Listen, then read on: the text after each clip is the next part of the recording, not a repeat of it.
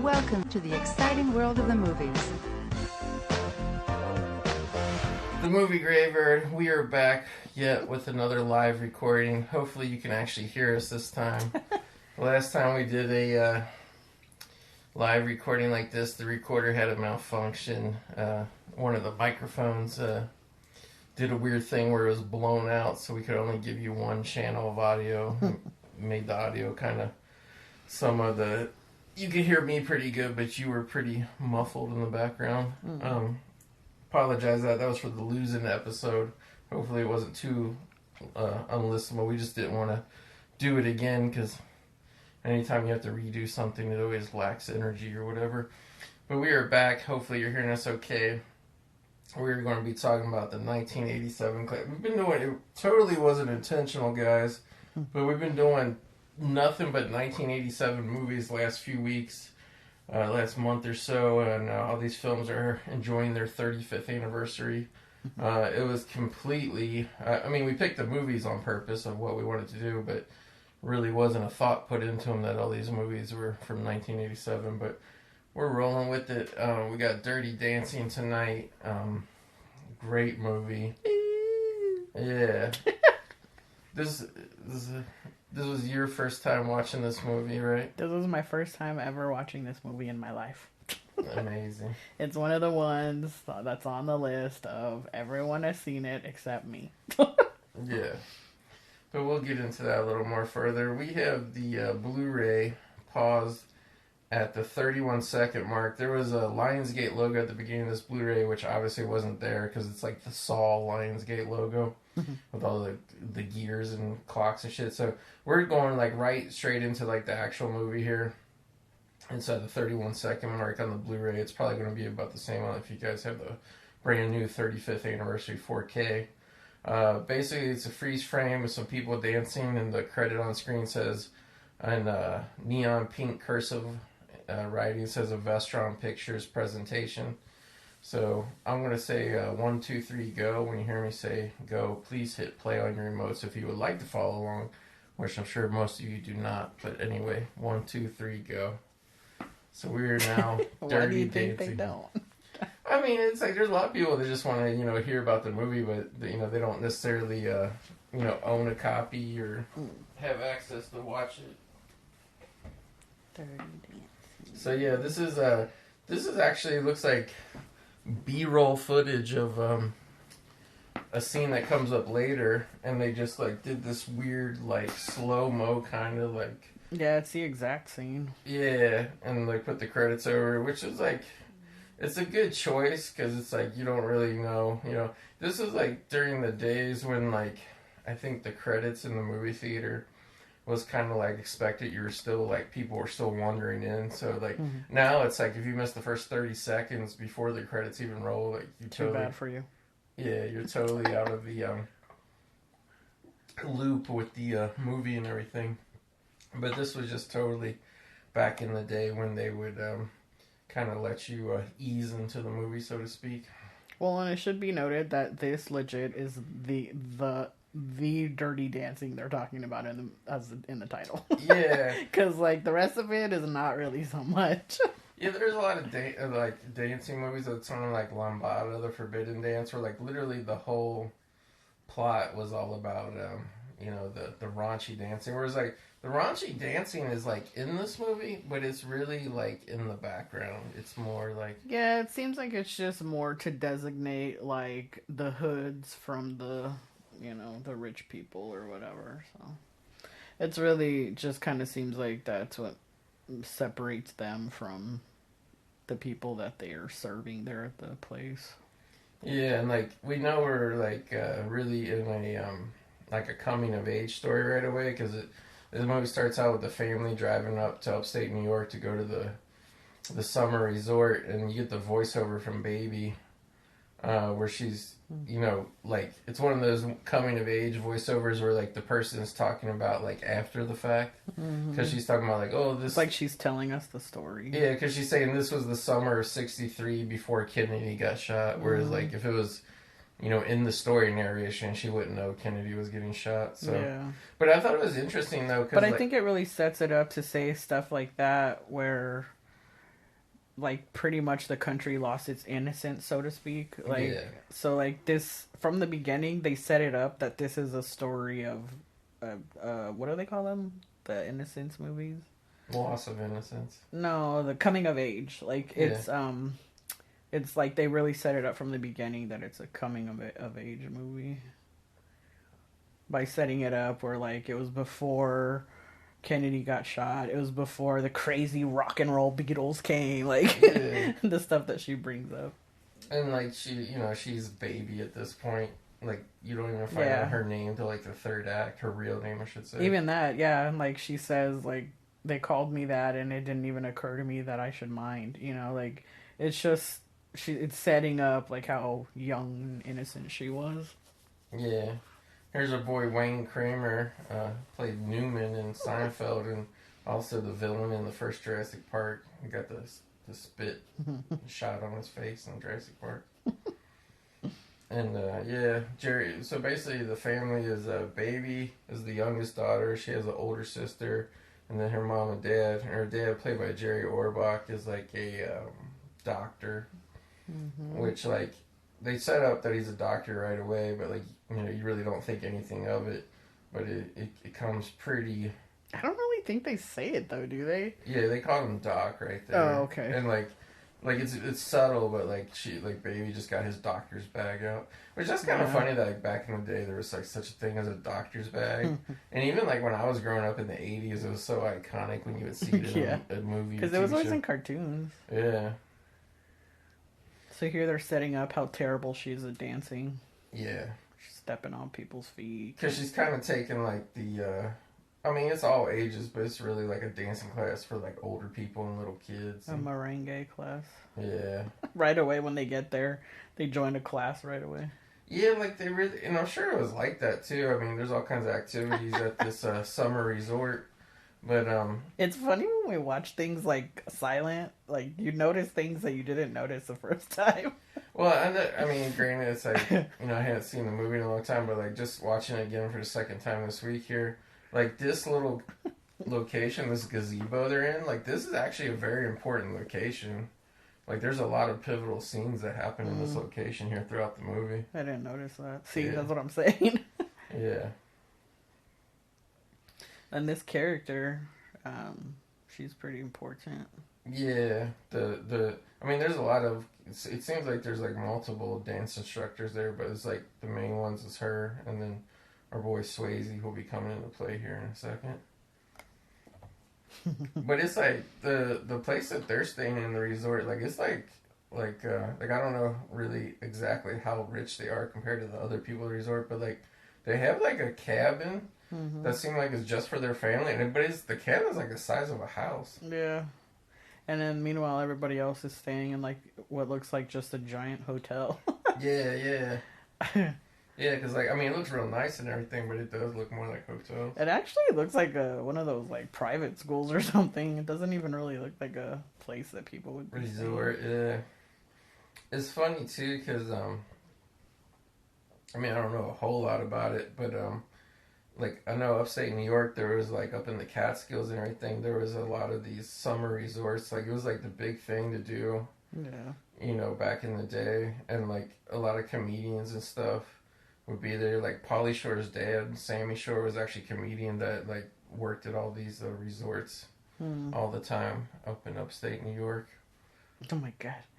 So, like, you get to expose to what this place is really all about. Yeah, I'm blanking on the owner's name, but this guy that owns the place, you see him, he's given like a kind of like laying the rules down, but also a pep talk of like all his waiters and it's kind of like a country club setting, like the restaurant where everybody eats while they're there. Oh my God, look at this guy. Yeah, Swayze came in with the dance crew, but yeah, like he's telling the waiters to like hit on all the daughters, even the ugly ones and stuff. So like he's pretty much like it's pretty much like the theme of this movie. Like I guess we should say if people who aren't too familiar with the movie, Baby is just like creeping around, like eavesdropping on these people. But yeah, like he's pretty much saying like to these young guys like gigolo yourself out. You know what I mean? Yeah. And then that's Robbie, like the waiter, who's like kind of the villain of the movie, really. And he was giving some shit to Swayze, and Swayze's like, whatever, waiter. I have to say, this one it was hard for me to watch this because it was like I couldn't help like with a lot of movies now, especially now because we're pretty much in the generation of a lot of our favorites are no longer alive. But like, this is like my first time that I would say I was like really exposed to Patrick Swayze in a movie, honestly, and like. Obviously everybody's heard of Dirty Dancing. Everybody knows about it, but I've never because I hadn't seen it yet. Like I didn't like. Yeah, you was way too young when it came out. Like you wouldn't have seen it. I was 5, but like. Yeah. I mean, after as I grew up, I got into dancing, so it's like, it really is something I should have watched already. But just for Patrick Swayze, like just seeing him in this role, and then like. It constantly coming to mind of like how he's not alive anymore. It's just like had that feeling every time. I was like, oh man, what a shame. Like it's so sad that this man cannot like do what he does anymore. And like bring like these characters and lives to life for people. Like it just was so like it was a weird experience watching this movie for me. Yeah, it's really funny for me as a fan of Patrick Swayze because like you gotta understand like when he was doing all his heavy hitters, because like his heyday really was from like the very early '80s to the very early '90s. He had a great 10-year run there, and he did some stuff afterwards, obviously. But like when I was like, young going to the movies, he was like the guy, for like quite a while, and. So I always thought of like a lot of because he definitely had that like leading man type thing, young leading man type thing going for himself, and I like this too that the owner he's always like jumping up on stage, being a part of the singing and dancing and entertaining the crowd. I thought that was like a funny touch. Like he wasn't just like a businessman. Like this thing of running this resort was like really in his blood. Well, what's funny too is like how like whenever we watch like. I don't know, some shows about like pockets of people that from like Hispanic or Latin countries, they come here and they settle in like weird places like Arkansas or like just places you wouldn't expect. So there's like pockets of ethnic people. I noticed in this movie, like they actually have a lot of Hispanic people like as the workers, and I thought that was interesting because it was like apparently that stuff was happening way back then, and I just never, obviously I'm not from there, so. It's just something like I never thought of, but yeah, I thought that was pretty. And they're not just like Hispanic; a lot of them are like Black Hispanic. Yeah, I don't know too much about like how historically like I don't know too much about upstate New York, but they make it seem like they never say exactly where Johnny, which is Swayze's character, like where he's from, but like you get the idea because like Robbie the creep waiter, he's in like Yale Medical School, so I mean, it's kind of like people come from quite a ways, I guess, to work at this resort in the summer because it pays good and like they get a lot of tips and stuff. And this is like the first time we see Swayze dance. He's dancing with the head female instructor. I was pretty like starstruck during this because so the reason why I was affected so hard with this movie is because like I've used to do ballet when I was younger. A little bit of tap. I was a cheerleader, and I wasn't a cheerleader. I was a song leader. So what we did was mostly dance to songs rather than do the actual like cheers. Yeah, you weren't like 1, 2, 3. We would do them too, but our thing was dancing. Yeah. So I did some of that in high school, and like just ever since then I've always like loved watching dancing and all that. So like.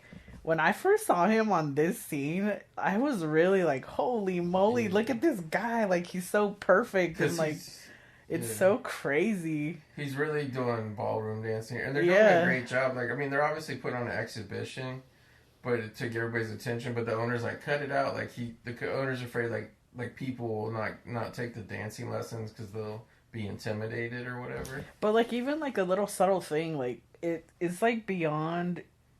just the role he was playing, because like when he joined up with that random woman that he just joined up with once they separated, he was like talking to her and telling her like what to do to dance, like he was instructing her. So it's like there was just something about him, I think because he is a natural dancer, that it just transferred over to the character and made him so much more like easy to like fall in love with, really. Like, it just, I was curious about that, why you wanted to do this movie, because this movie is pretty like pretty chick flick. And like a lot of the movies you do aren't like that. Not even some of the ones we do together, me and you. So I was wondering like what made you want to do this for your show. Well, I mean, obviously a big part of it has to do with Patrick Swayze, but I was like also too. I was a big Jennifer Grey fan. So like I was saying too, like when I was like going to the movies when I was a kid. And seeing Swayze come along, like Jennifer Grey was one of those people. She was in Red Dawn with Swayze. I mean, she had a slightly smaller part than he did, but I mean, that's where I knew her from.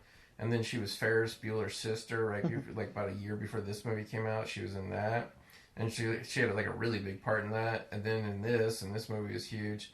And, I remember seeing this. Like, I don't know, like, it's weird. It's like, this is just a movie I've always been, like, drawn to. And, like, I was telling you, like, I've seen parts of it on cable throughout the years. But I hadn't seen it all the way through since I saw it in the theater when I was, like, 10 years old with my mom and dad. And I just always wanted, like, I was always like, oh, I'll pick up the Blu-ray. And, like, I just never did or whatever. Or I think, like, they released a couple different Blu-rays. And I was always... And we actually went to go see this. We tried. Yeah, we tried. It was like 7 or 8 years ago. They don't do it anymore, but our local theater used to do a lot of classic movie screenings. And this was one when we went, and it was just like, I mean, as you could imagine, it was just a lot of probably women in their 30s and 40s with their teenage daughters. And like it was so crowded, like I don't even think we could really find seats, or I don't even know if we would have been sitting together or whatever. No. So we bounced and, saw something else. But, like, yeah, like, I don't know. Like, I've just always, like, been into this movie. And then it came out in 4K. And, like, that was kind of, like, the, excuse. Although, I gotta say, the 4K pretty much is exactly like this Blu-ray. That's what we're just watching the Blu-ray copy while we do this. Because Blu-ray is a little more stable. We had a little, like, it didn't stop. But we had a little bit of stutter while I was watching it the other night. So, just throw on the Blu-ray. The Blu-ray is not going to crash. But, yeah, getting back to what I was saying earlier, like, with Swayze, like... I always, like, saw him as a certain type, and, like, I don't know if that was just because, like, the age he was playing, because, like, most of his big movies were, he was probably in his mid to late 20s and then early to mid 30s. But, like, yeah, like, when this movie came out as a kid, like, I kind of didn't think much about it, but, like, Swayze dancing, like, I just figured, like, oh, actors can learn anything. I didn't realize he was, like, a lifelong dancer. And then as I found out more about him after this movie came out, like, because he was always playing such, like, a macho guy. Like, I mean, I think this movie is probably, like, his best character as just acting. But, like, my personal favorite, I love him as Jeb in Red Dawn. And, but, like, I just never would have thought this guy was a ballet dancer.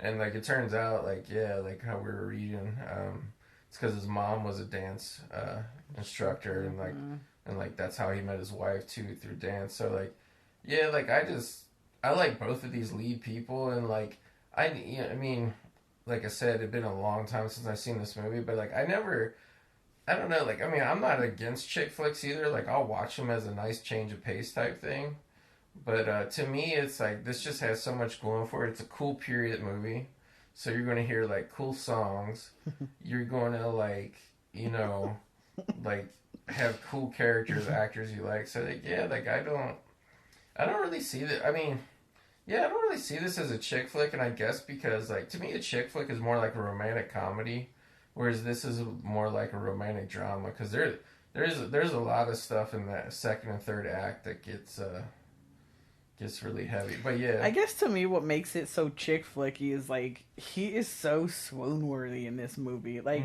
I never have been, like... There's a lot of male actors that, like, I love watching. Like, I love watching Ben Affleck. I love watching Robert Pattinson and everything.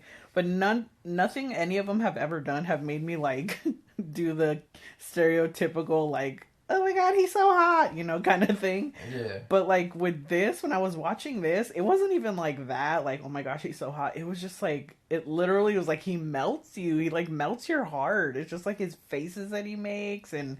his dancing, like, because I love dancers so much, like, it's just so awesome. Like, I don't know, I was like pleasantly surprised at how, like, I felt when I was watching this movie. It's so crazy. Like, And I can't believe this is him. It's so funny. And like that's another thing too. It's like, you know, like with these guys, like with Swayze in particular, like we should say this is like they're having this party. All the people that work at the resort, They're doing their dirty dancing. Yeah, this is where the dirty dancing goes on. I mean, Dirty Dancing, the title, like, I mean, it's perfect, I guess. Like, how can you argue with whatever this was, a $5 million movie that made $200 million? Like, the title got people's attention, so it was the right title. But like to me, the title is like, look at his face. He's just so into the dancing. I love it. Yeah. Well, that's what I was saying. Like, this is the movie that really Swayze's at the height of his powers because he gets to use everything, like, as an entertainer and also just as a person that he likes. You know what I mean? Like, he's really combining the acting with the dancing, which was like, you know, his lifelong passions. You know, and I think the fact that he's getting to do the dance stuff, is like, you know, not that Patrick Swayze wasn't enthusiastic about every movie he ever made, but I mean, it just. You know, it carries that energy with him as a performer. Like that's why I love so much The Greatest Showman. Like, I do like The Greatest Showman as a musical, and it's cool. But I enjoy seeing Mr. Wolverine, Only Ever Wolverine. We only care about Wolverine, the Wolverine. I like seeing Hugh Jackman actually do shit that he wants to be doing, not just what everybody wants him to, you know, do or whatever. Well, sorry, but he's coming back. I think he really does want to do Wolverine. I mean, what else can he fucking do, though? I mean, I guess... I don't know. Whatever Deadpool tells him to do. Yeah, like, I'm just... I don't know. Like, this is a Dirty Dancing show. We'll get into that, but, like, I'm just, like... Those movies, both what Hugh did and also what Ryan Reynolds did as Deadpool, those were Fox movies. And Fox doesn't exist anymore, so, like, you know, I could be eating crow 7.5 years from now when the movie finally comes out because we've been promised it for 5 years, but like it's coming out in 2024. Yeah, to Disney Plus probably. But like I don't want to see that watered down shit. Like, you know, maybe it won't be, but like she can't do it. But yeah, let's get back to something weird. But it's weird because like this dancing, like nobody really actually dances like this. I mean, you dance like this in a club. Because, like, nobody's looking at you and you just want to cop a feel or whatever with somebody. But, like, the way they're dancing is so, like, it was so hard for me to be like, all right, like. There's hardly any, like, compared to what we saw Swayze doing in the earlier scene with the ballroom dancing, there's hardly any movement in this for him to do. But, like, even what he's doing with her now, it's like a lot of it is just him, like, bumping and grinding. Yeah, we should say he's dancing with Baby. And he, like, totally had her do a spin and he just walked away. That was awesome. She was all rocking out. Yeah. Already she's got the crush on him. Mm-hmm. Well, she had it when he walked into that room, like Edward Cullen. Yeah. See, like, this is kind of like shows like they're there on the beach and stuff, and up there, like, the guys are playing cards. Seems like a lot of the men play cards here at this summer club. But there's more going on here than there is at Castaway Key. Yeah, Castaway Key's bunk Curtis. But like they have the ladies doing a wig show, and like they're all putting on different wigs, and I'm just like, how lame was it like back then? Baby kind of looks like Uma Thurman in Pulp Fiction with that wig on. But like, how lame was it that like everybody was just throwing on these wigs that probably 1 million people wore before, and fucking in the heat and everything. I actually was kind of grossed out by this scene. So here we see Robbie, the slimeball waiter, hitting on Baby's sister. And like she's like, ugh. Yeah, you see. I keep blanking on her name. The instructor. Yeah. Oh, yeah. I don't know. He says it a lot later on. We'll see. Yeah, but anyway, everybody assumes that the lead dance instructor and Swayze are like a couple, but they're really not. They're actually like they used to be. Yeah, they used to be, but they grew up together. Like, they've known each other since they were kids. Mm-hmm. And yeah, I was gonna bring up that like dynamic, like how they were dancing. They're always showing them dancing together. Like, it's really funny. Like, people generally don't get that, like, just because like the dancing is very passionate and like erotic or whatever. Like, everybody always assumes dancers, like pairs, are together because of those styles of dance. Yeah. But like, really, and like the dancer's mentality, it's just all part of the act. Like, right. Like, you can see it on Swayze's face. Like, look right there, he's like looking deep into her eyes and all that. But the second he walks away, it's like it was just all Yeah. a dance. Like, it was all part of the dance, you know? Like, Well, normally, but this is part of it. He's actually boning this lady here.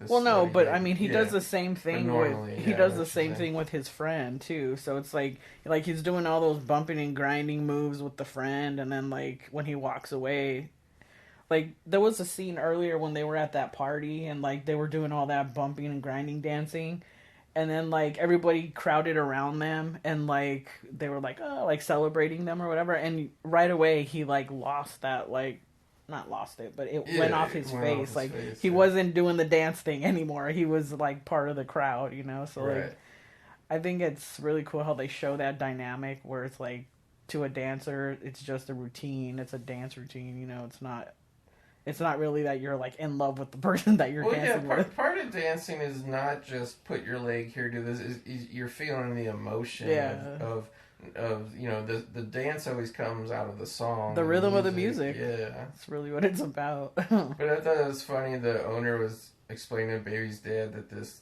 basically a cougar, like the first cougar that we've seen on film, is like dancing with Swayze all lusty. He calls her a bungalow bunny, and apparently there's a bunch of these women that they stay at the resort all week, and while their husbands like go back to the city and work or do whatever they do, and like he doesn't outright say it, but like yeah, he kind of says that like these women basically just sleep around with like all the young guys who like work there and stuff, and I thought that was interesting. Like, oh my god, this guy's so gross. Yeah, the owner he has a dorky son who like isn't really even trying to like woo like Baby as a girlfriend or anything. He just like pretty much claims ownership over her. Like it's like really weird. Like he thinks he's hot shit. Yeah. Yeah, and then here we see Baby's sister and Slimeball Robbie the waiter coming back from their date. She's all, I guess he tried to grab her boob or whatever. She's all upset. I'm sorry you had to see that. Oh, brother. Yeah, he's laying on top. I love the look on her face there. Where she's like, you dork. She's like, whatever, dude. Yeah. But again, he's like, oh, come on, I'll get you something to eat. But yeah, there's that gazebo again. Mm. And then, like, I'm sure they showed it, but there's like an important scene at the end of the film that takes place in the gazebo. I keep want to say that this lady's name is Jenny, but I could be wrong. I think I'm thinking of Forrest Gump. Yeah, no, it's not. Katie? I think it is Katie. Let me check real quick. I hate to Google while I'm recording a show, But yeah, I don't know, like this, and like I had posted about it when we watched it like on Facebook, and like I was like, you know, Penny is her name in the movie. Okay. Yeah. I had said like, you know, this was the first time I watched it, and I had a couple of friends respond, like female friends, and like they're like, what, like so surprised, you know, or like, yeah. and like yeah, like everybody loves this movie. It's like iconic to people. I gotta say, and we'll talk about it as the movie wraps up, but like, you know, I remember this being like a cool movie and everything when I was a kid. But when this movie ended, man, I was like riding such a high. Like even the next day, like, like you always hear. Oh yeah, well that's where I was leading to, was that it left me feeling in such a way where like when I was like going back and forth with my friends, I was like saying, I don't even know how to describe how I feel. Like I can't even put into words how this movie made me feel. And like even now I'm like, I can't even get the words out because it's just, I'm watching it again and like I don't even know how to say like what I'm trying to say. Yeah. I can't remember if this guy was Johnny's brother or not. I thought he was, or maybe he's Johnny's cousin. But like, I think it's his cousin because he says my cousin got me this job. Oh, okay. Yeah, so Penny was like crying on the floor of the kitchen. It turns out she's pregnant, and then like that was this line when Baby asked Johnny like, "What are you gonna do about it?" And he's like, "What? You think it's mine? You just assume that?" Yeah. Yeah, and then like we find out later it's actually Robbie. Jerk-ass Robbie. Yeah, Robbie, the slimeball Yale educated waiter that got her. Not only did he get her knocked up, but like then like when she told him like, "Hey, I'm in trouble" or whatever, he was just like, "Oh well." And like he didn't even care if she had the baby or whatever. He just was like never going to own it or like help her out or anything. I told you we would have seen her name eventually. Yeah, Penny. But You were saying you were riding on a high the next. Yeah, I was just riding on a high because like this movie is like, and it does it really good. It kind of goes almost like over the top in the way in the ending, but it's just like such a triumphant ending because, like I said, like they really earn. I feel like they earn the drama in this movie because it's very slow developing, and there's like all these situations between the characters. Like there's so much investment in the characters in here, like like in Baby and Johnny. And it's just such a good movie, like about people. Like we always say, like we miss movies that are about people. Yeah. And like, I get it's Dirty Dancing. I get it's like Bohunk, Patrick Swayze. I get there's cool dancing scenes, but like this really is a movie about people, and it's just cool to like watch. And it's like cool to watch people that are like really great movie stars. Like it's really unfortunate what happened to Jennifer Grey after this movie. Like I still to this day I've read about it. I don't really completely understand it. What was it? Just like, I mean, she went through some stuff, and like I don't really know like what caused it or if it was elective or what, but she had some surgery to change her nose, and then she was unrecognizable, and like nobody really cared anymore. And I could have this wrong, but I'm pretty sure it was her that was with Matthew Broderick in Ireland when they were on vacation, and they got in that car wreck and all that stuff. And he was driving on the wrong side of the road and all this shit, and this lady and her daughter got killed. And it just, oh god, it was like it just seemed like she went through a lot of shit like after this movie came out, you know. Yeah. And by the time, and I remember she did some stuff after. I can't remember if she was in a sitcom. And I've seen her in other movies and stuff too, and you know, she just like. She worked, but it was just she never really, you know, reached the height. Yeah. So, because, like, Baby knows Robbie's slimeball secret, and he's just trying to play it off. She's like, hey, stay away from my sister, and she dumps the water on him. Yeah, Jerry Orbach, man, like, this is what I always knew him from, and, like, I never knew he would go on to do 27 seasons of Law and Order after this, but... Yeah, and then too, we were talking about the mom, like her. Yeah. How like I was like, why is she so familiar? And like, I ended up just by the sound of her voice, because she looks different, but she has red hair in this. But she's in this ballet show I watch, Bunheads. She was a dance instructor, and the only reason why I recognized her was because of her voice, because she has dark hair in that show. Yeah. And so like, yeah, I thought that was interesting too, and she's a dancer too, so like I just thought that was in real life where she was, I guess. But yeah, I thought that was interesting that she was the mom in this, but she wasn't a dancer like as a character. Yeah, like they never alluded to her character being associated with it. But Jerry Orbach... But kind of, because like then when Baby's doing the dance at the end, she's like, oh, she gets that from me. Yeah. Even though she's never shown anything that she dances. Yeah, you never know. It could have been like a deleted scene or something. Oh yeah, it could have been. But yeah, Jerry Orbach's even kind of young in this movie. Yeah, there's that one scene later on where I was like, hey, this guy's actually pretty handsome. Yeah. Like, he's hardly really even got much gray in his hair, even.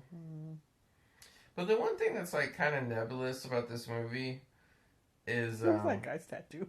Yeah, no, it's like a nothing tattoo. Is like it's kind of hard to decipher like exactly what the ages are. Like I just assume that Baby's supposed to be like 16 or 17. It's supposed. Yeah, I thought I read she's supposed to be 16. 16, yeah, and then like Johnny is probably obviously in his early 20s. Like I'm sure Patrick Swayze was probably a little bit older than that, but in the context of like the way the characters are in this movie, he's very hard on your sleeve, young, emotional type. But yeah. So this is. I like how he was dancing gangster style with a beer in his hand. Yeah, I know. But yeah, Baby asked her dad for some money, and she wouldn't tell him what it was for. And she's trying to help Penny get an abortion because there's like this, you know, kind of scheme of like, oh, this doctor's coming through the town for like one day next week, but we don't have the money and blah blah blah. And then this is really kind of the crux of the actual plot of the movie is Penny can't go get the abortion because like they have to do like this dance, like they do like this dance exhibition type thing or participate in this. I don't even know if it's a contest really, but like no, it just says it's an act. Yeah, at this just like a regular act they do at a hotel. yeah, the neighboring hotel. And like, how weird is that? Is like you couldn't cancel out on that. Like, you gotta have a baby because you can't like you gotta go You can't do a dance. dancing. Well, it's because it's how they make their money. Yeah, but it's funny because they're like, oh, nobody can fill in. So like, Swayze just says like or whatever of like, You want to do it? yeah, like she's really trying to come in as this kid. She's really like taken back by these people. She kind of looks up to them in a way, I would say. Well, obviously, she has a crush on Johnny, but she's really trying to help solve all these people's problems, and they're just like pissing on her like nonstop. This is kind of like the only time of the movie it really like irritated me. Like I kind of got what it was getting at, but Johnny's like, "Oh, you want to fill in?" And you know, like she just has to go do this one particular dance. She just has to learn this one kind of basic dance. But this is where it gets started with her journey of, you know, learning how to dance and Johnny teaching her. Yeah, but they set up at the very beginning how she was like stepping on everybody's feet. So like, really, you're supposed to realize that she's like 2 left feet. Yeah, you're supposed to be like, oh no, not this dork. She Yeah, can't do it. yeah. But I don't know. Like even at this point in the movie, like I felt like she has shown me enough spunk. I was. Like I knew she. But that doesn't mean you have rhythm and can move your feet right. No, but I mean, I knew she was going to fight. She was going to try. She's not like these lame Disney female heroines who just know everything off the bat and can do everything perfect. She has to work for her shit. But he doesn't know that. All he knows is that she steps on people's feet. Yeah. I don't know why, but this scene right here where it's just like a montage of music playing and she's like trying to learn the dance steps by herself. She looks funny. This scene on this little bridge, like this was like one of the few things I remember like super vividly from the movie. And maybe it was in the trailer or something, I don't know. But like, yeah, I remember this scene like so well. But you are you're a fan of dancing. You watch the dance shows on TV, like so you think you can dance. But like we would always go, since I've known you, we'd always go see dance movies and stuff. Mm-hmm. Like, what did you think about, like, in terms of, like, compared to other dance movies, like, the setup and the premise of, like, how she's got to learn how to dance with Johnny? How did you like that aspect of the movie? I honestly thought it happened so fast. Like, I mean, because she's learning it, because they say the act is on Thursday, but you don't really know how many days there are. I think it's only a few days, because I think they're only there for a week. Yeah. So, like, I don't know, like, from her going to, like, oh, she can't even... Because, like, when they were at that party and she was trying to dance, like, she couldn't even move her hips right. Like, yeah. She looked so bad, you know? And then, like, all of a sudden, after, like, the very first lesson that they had earlier, she stepped on his foot once, and then after that, she just never did again. It was, like, all of a sudden she got it, and it was just kind of like, okay. But, so, like, that kind of stuff, it moved fast, but, I mean, you know...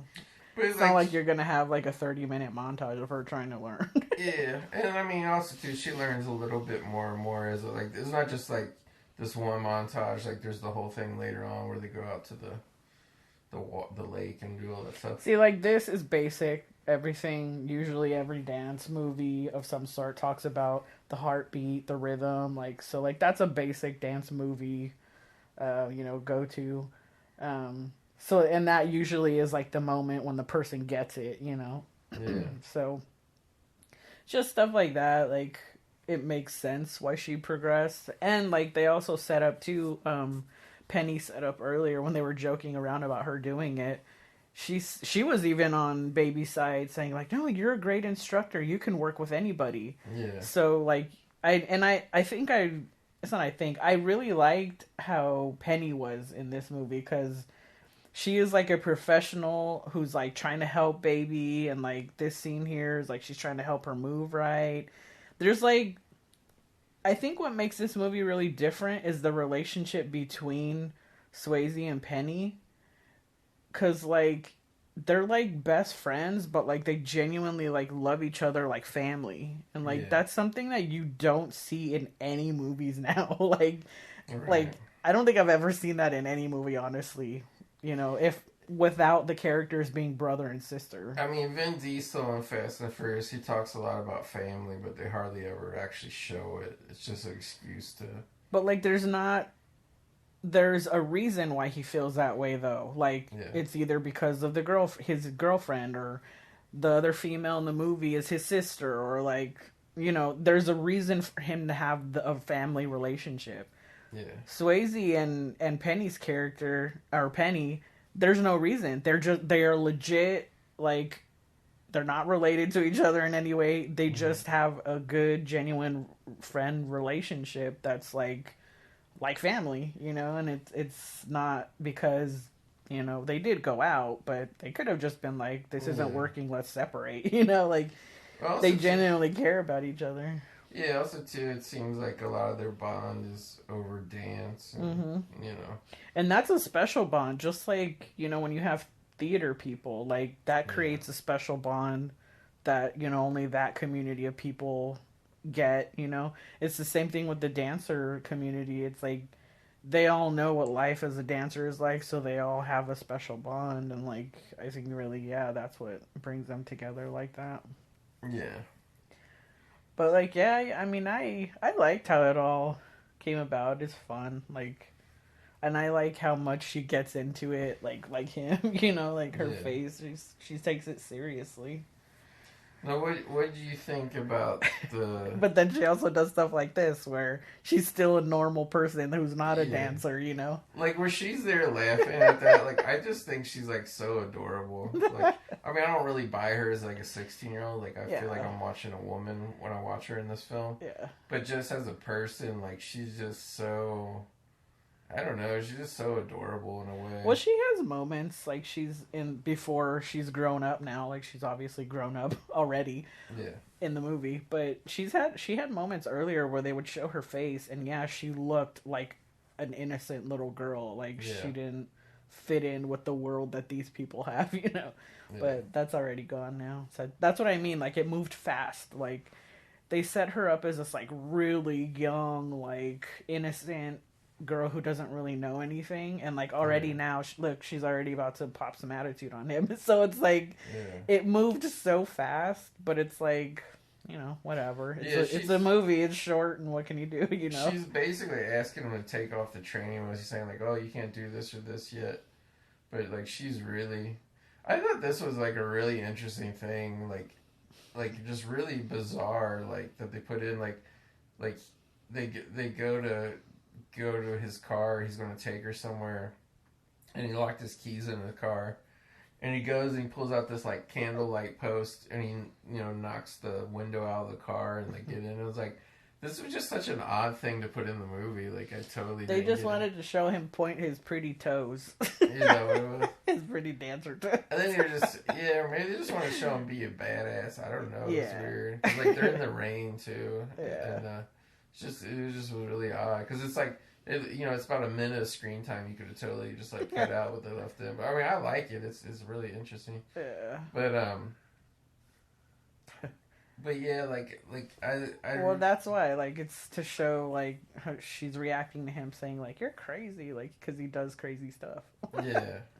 So I think that's what it was for. Yeah. To show he's wild and crazy guy. Yeah, he's like his character is a lot like Tommy's character in The Room. But well, I think really it's just to kind of show that he's got that like hood attitude or whatever. Yeah, he's clear. I mean, he's Mr. Twinkle Toes in some aspects, but he's also literally from the street. Yeah, from the streets. This scene I really like. I don't know. I was so amazed by it. They're bouncing on this log over this creek, and it's pretty awesome. I just love how his body moves in this scene. He's such a freaking dancer. Like, it's so like, I just love how it looks. Yeah.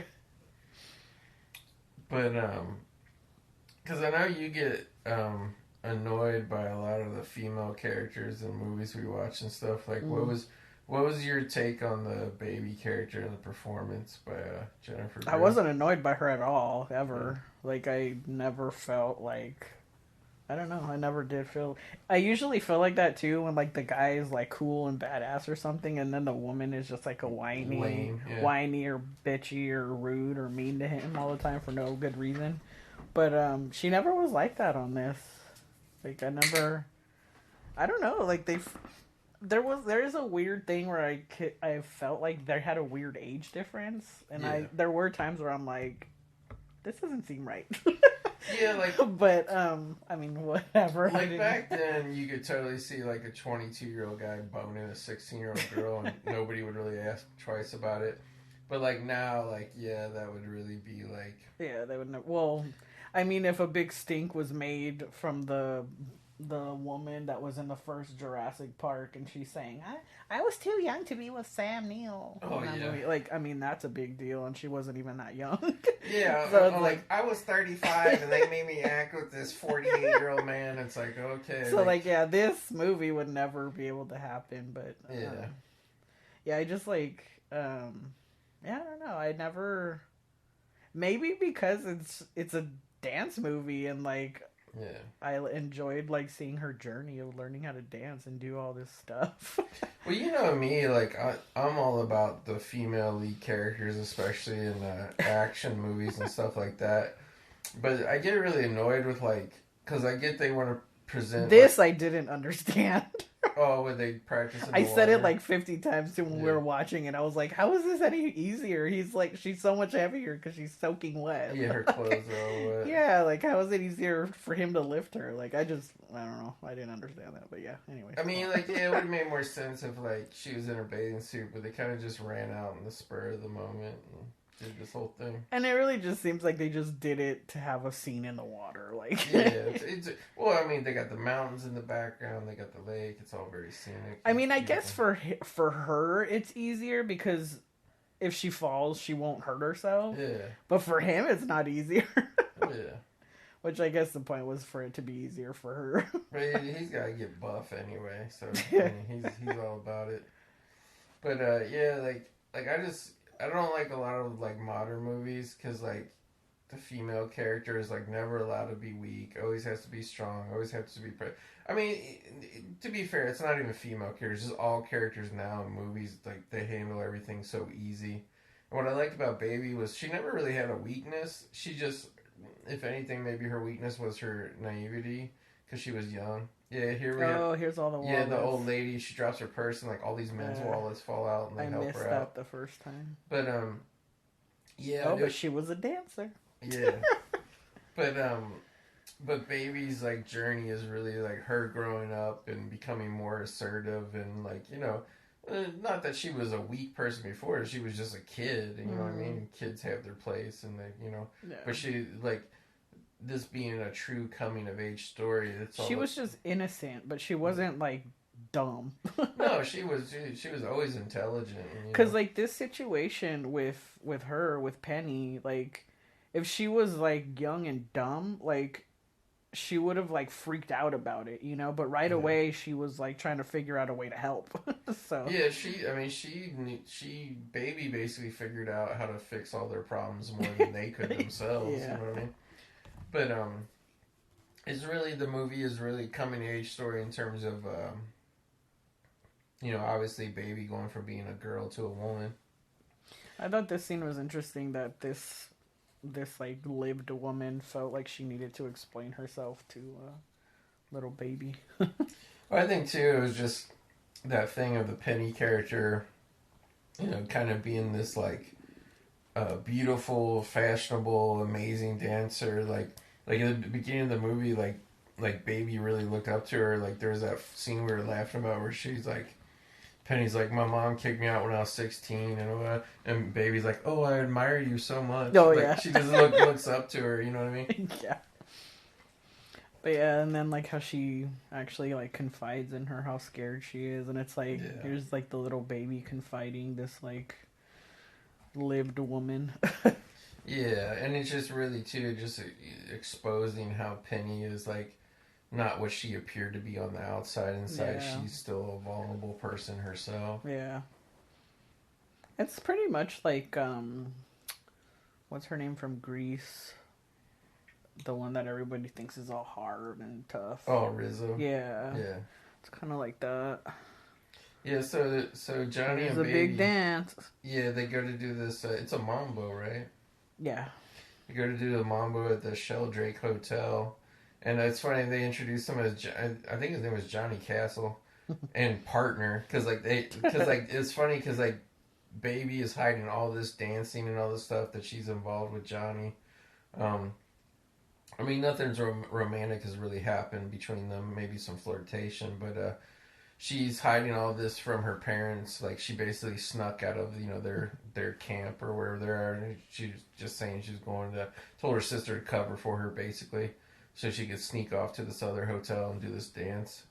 And yeah, like it goes pretty good, but then she messes up like the big lift part and all that. Like she actually gets too scared to do it, and they kind of just cover. But the crowd like seems to really enjoy it anyway. So. And what I really liked about this scene, and it just shows how like fucked up I am from the way shit always plays out now in movies. Yeah. He never gets mad at her when she messes up. He just like helps her. He talks her through it, and like even like the shots from far away, like you can tell he's talking her through the routine, like in real life, like to help her like do the routine.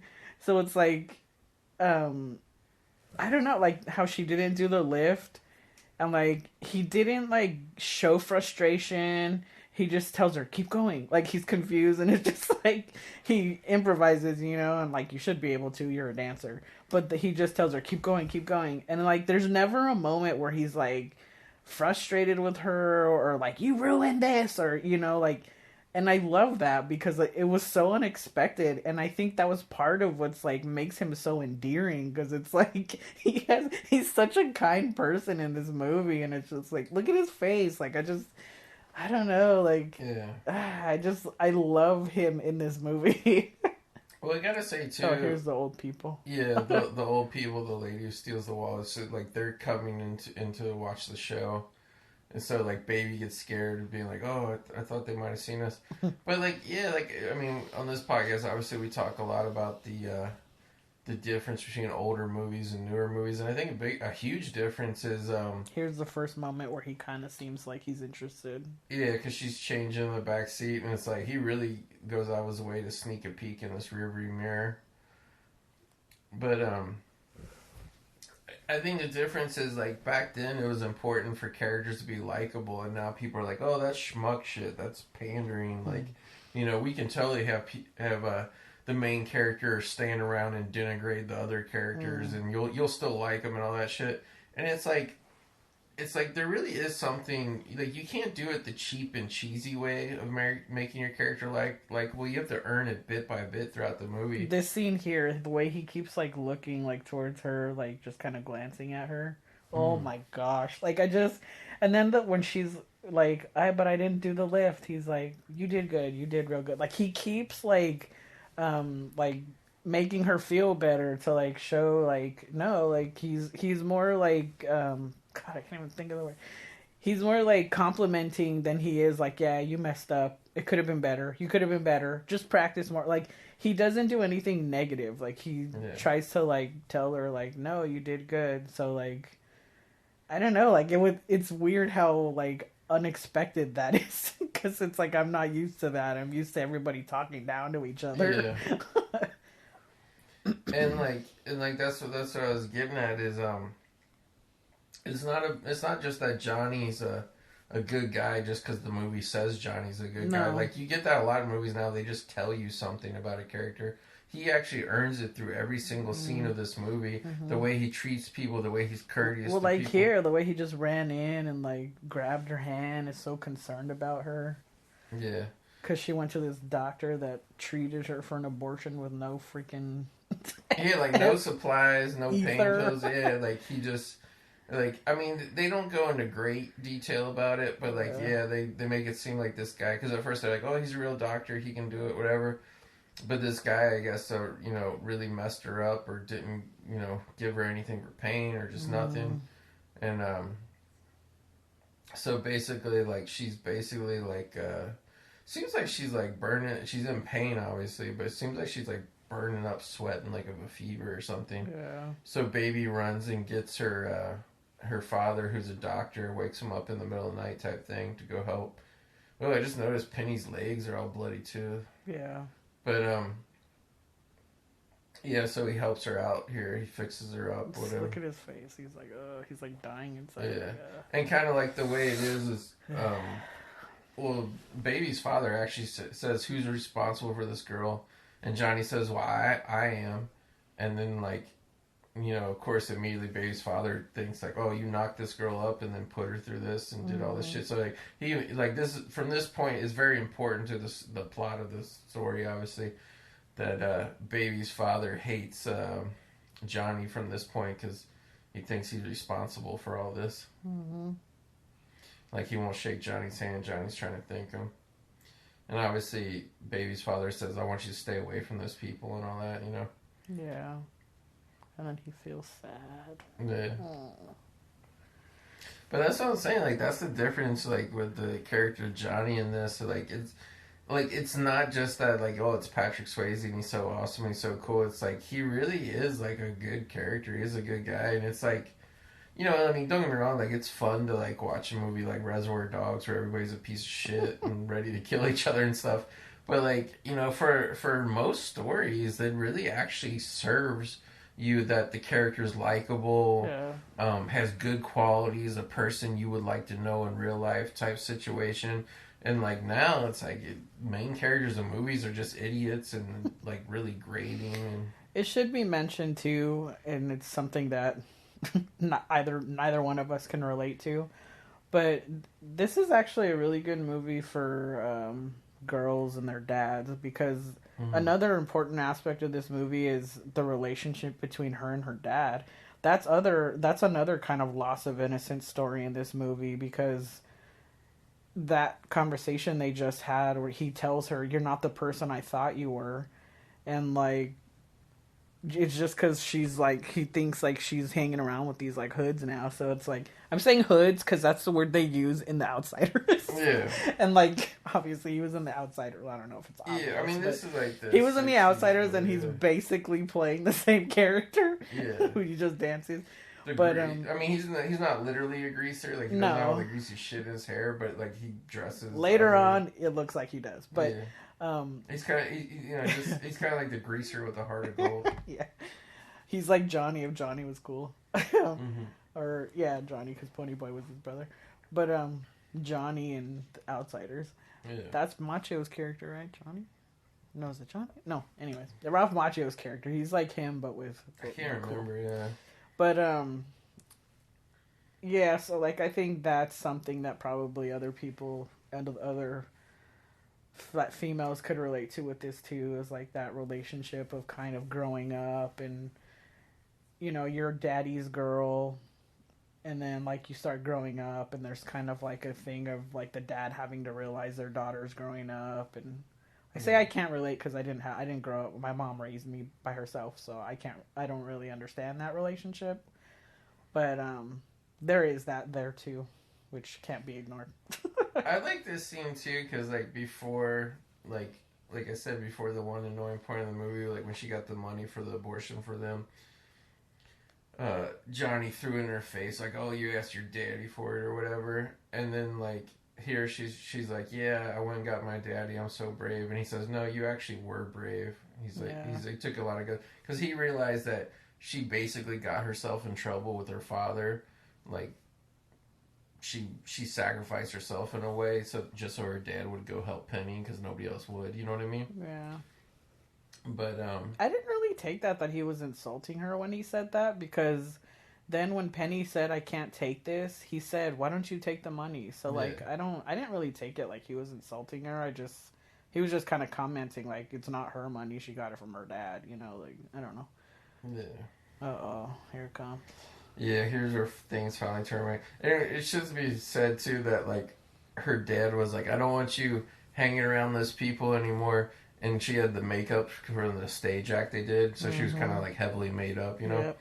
And he goes, and take that stuff off your face. And he goes back to bed. Before your mom sees Yeah, before your mom sees it. She doesn't take the makeup off. She immediately goes back to Johnny's cab. So she does the complete opposite. What her dad said. And the dad never goes to look for her to see if she went back. No, he just wants to go back to sleep. He's like, I've had enough shit for tonight. But yeah, like she goes to Johnny and like, you know, they start dancing. I guess in a way this is some dirty dancing. But ooh, he's getting somewhere. His eyes are rolling in the back of his head when she's kissing his neck.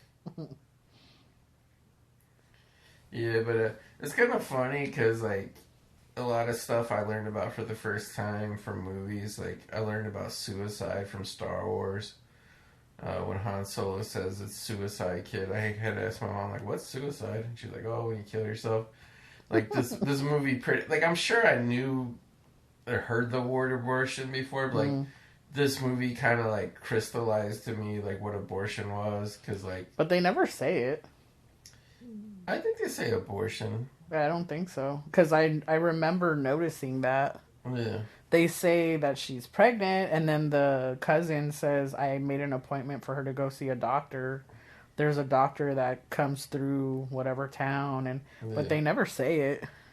I thought they did, but like you get the idea she's pregnant, and then she, whatever operation, abortion. Yeah. It's like, yeah, like as a kid, I'm pretty sure this was the first movie that I ever seen, because I hadn't seen, or maybe I did. I don't know. I don't think I've seen. I think it was quite a few years until I've seen like the last American Virgin, which that's like a high school movie all about a girl getting an abortion. But I'm pretty sure I saw this first. Yeah, I remember noticing that they never said it, and even when they show her in the bed, like they don't really show her that much. Like you just see the blood on her shirt, and then I guess you said you saw it on her leg. I saw it on her leg, yeah. Yeah, but like even then they never really like say what she did. It's so embarrassing too, because like she's all sick in there, and like all the other people she worked with were all there. Like just everybody knew all her business. But that's their community that they have there. Yeah. They go there every year, it seems. So they all know each other like that. See here, like the dad is like totally like heartbroken that his little baby is no longer his baby. Yeah. Like he don't even want to eat. He just keeps stabbing his food. Yeah. But the mom's eating grapefruit. She must be on a diet. The daughter was eating it. The sister was eating it too. Yeah. My grandma used to eat grapefruit. I didn't mind it as a kid, but like it is bitter. Yeah, I never liked grapefruit. Yeah. So now he said they're leaving early. Yeah, the dad just wants to leave the resort early. Like you kind of get the feeling that like they're coming into the weekend here. Like they maybe only have 2 days left. And yeah, because it was Thursday, the Thursday night of her dance that she did. Okay, yeah, the night before. And then the mom's all like, what? We can't just leave. And then he's like, oh, it was just an idea. We'll go. And you can see he's having him put on a face. He's really trying to please the other daughter because she wants to stay for the talent show. But you can tell he's really hurt because, like, he didn't like how Baby was lying to him and everything. Mm-hmm. But I thought it was interesting, too, because, like, the dad gets up from the breakfast or whatever. And then it cuts to, and he leaves, and it cuts to. Look how she's pointing her feet, still laying down. Yeah. Totally a dancer. Baby goes to see Penny, and Penny's like, "Oh, you just missed your father. He came to check on me again."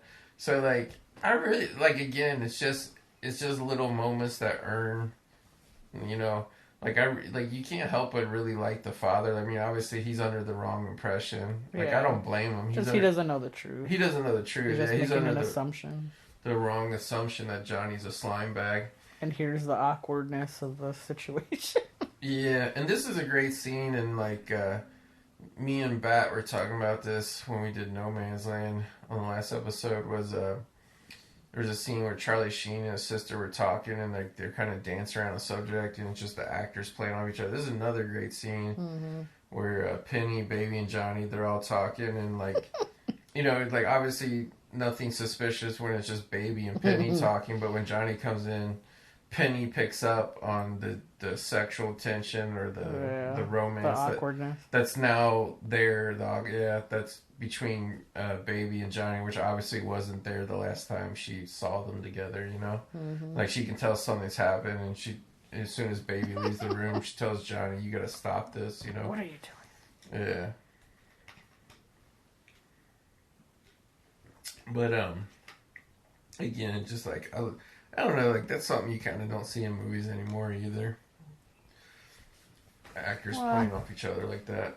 I don't know. I wouldn't say that. It's probably you don't see it in a lot of the movies that you watch, but it's a very common thing in movies that are female directed, female oriented, whatever, audience, whatever.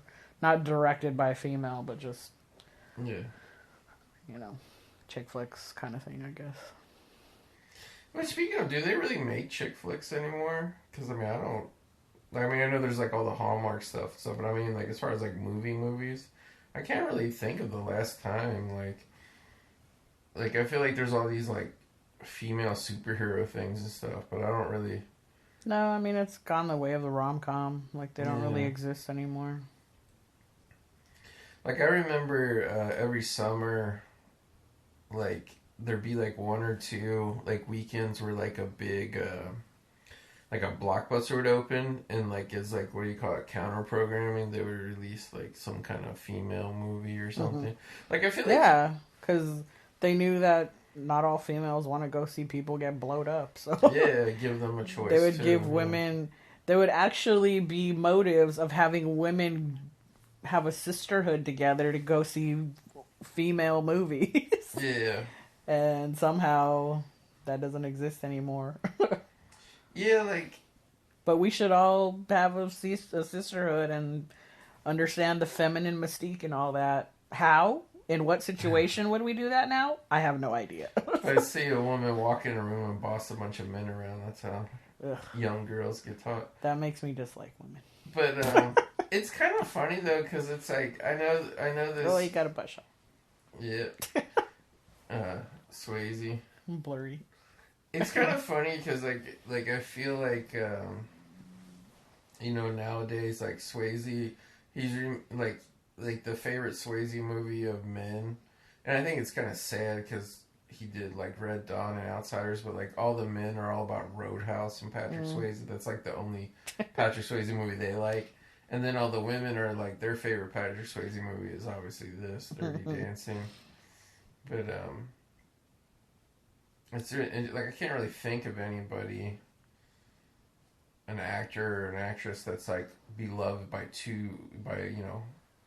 men and women, but for different movies. You know?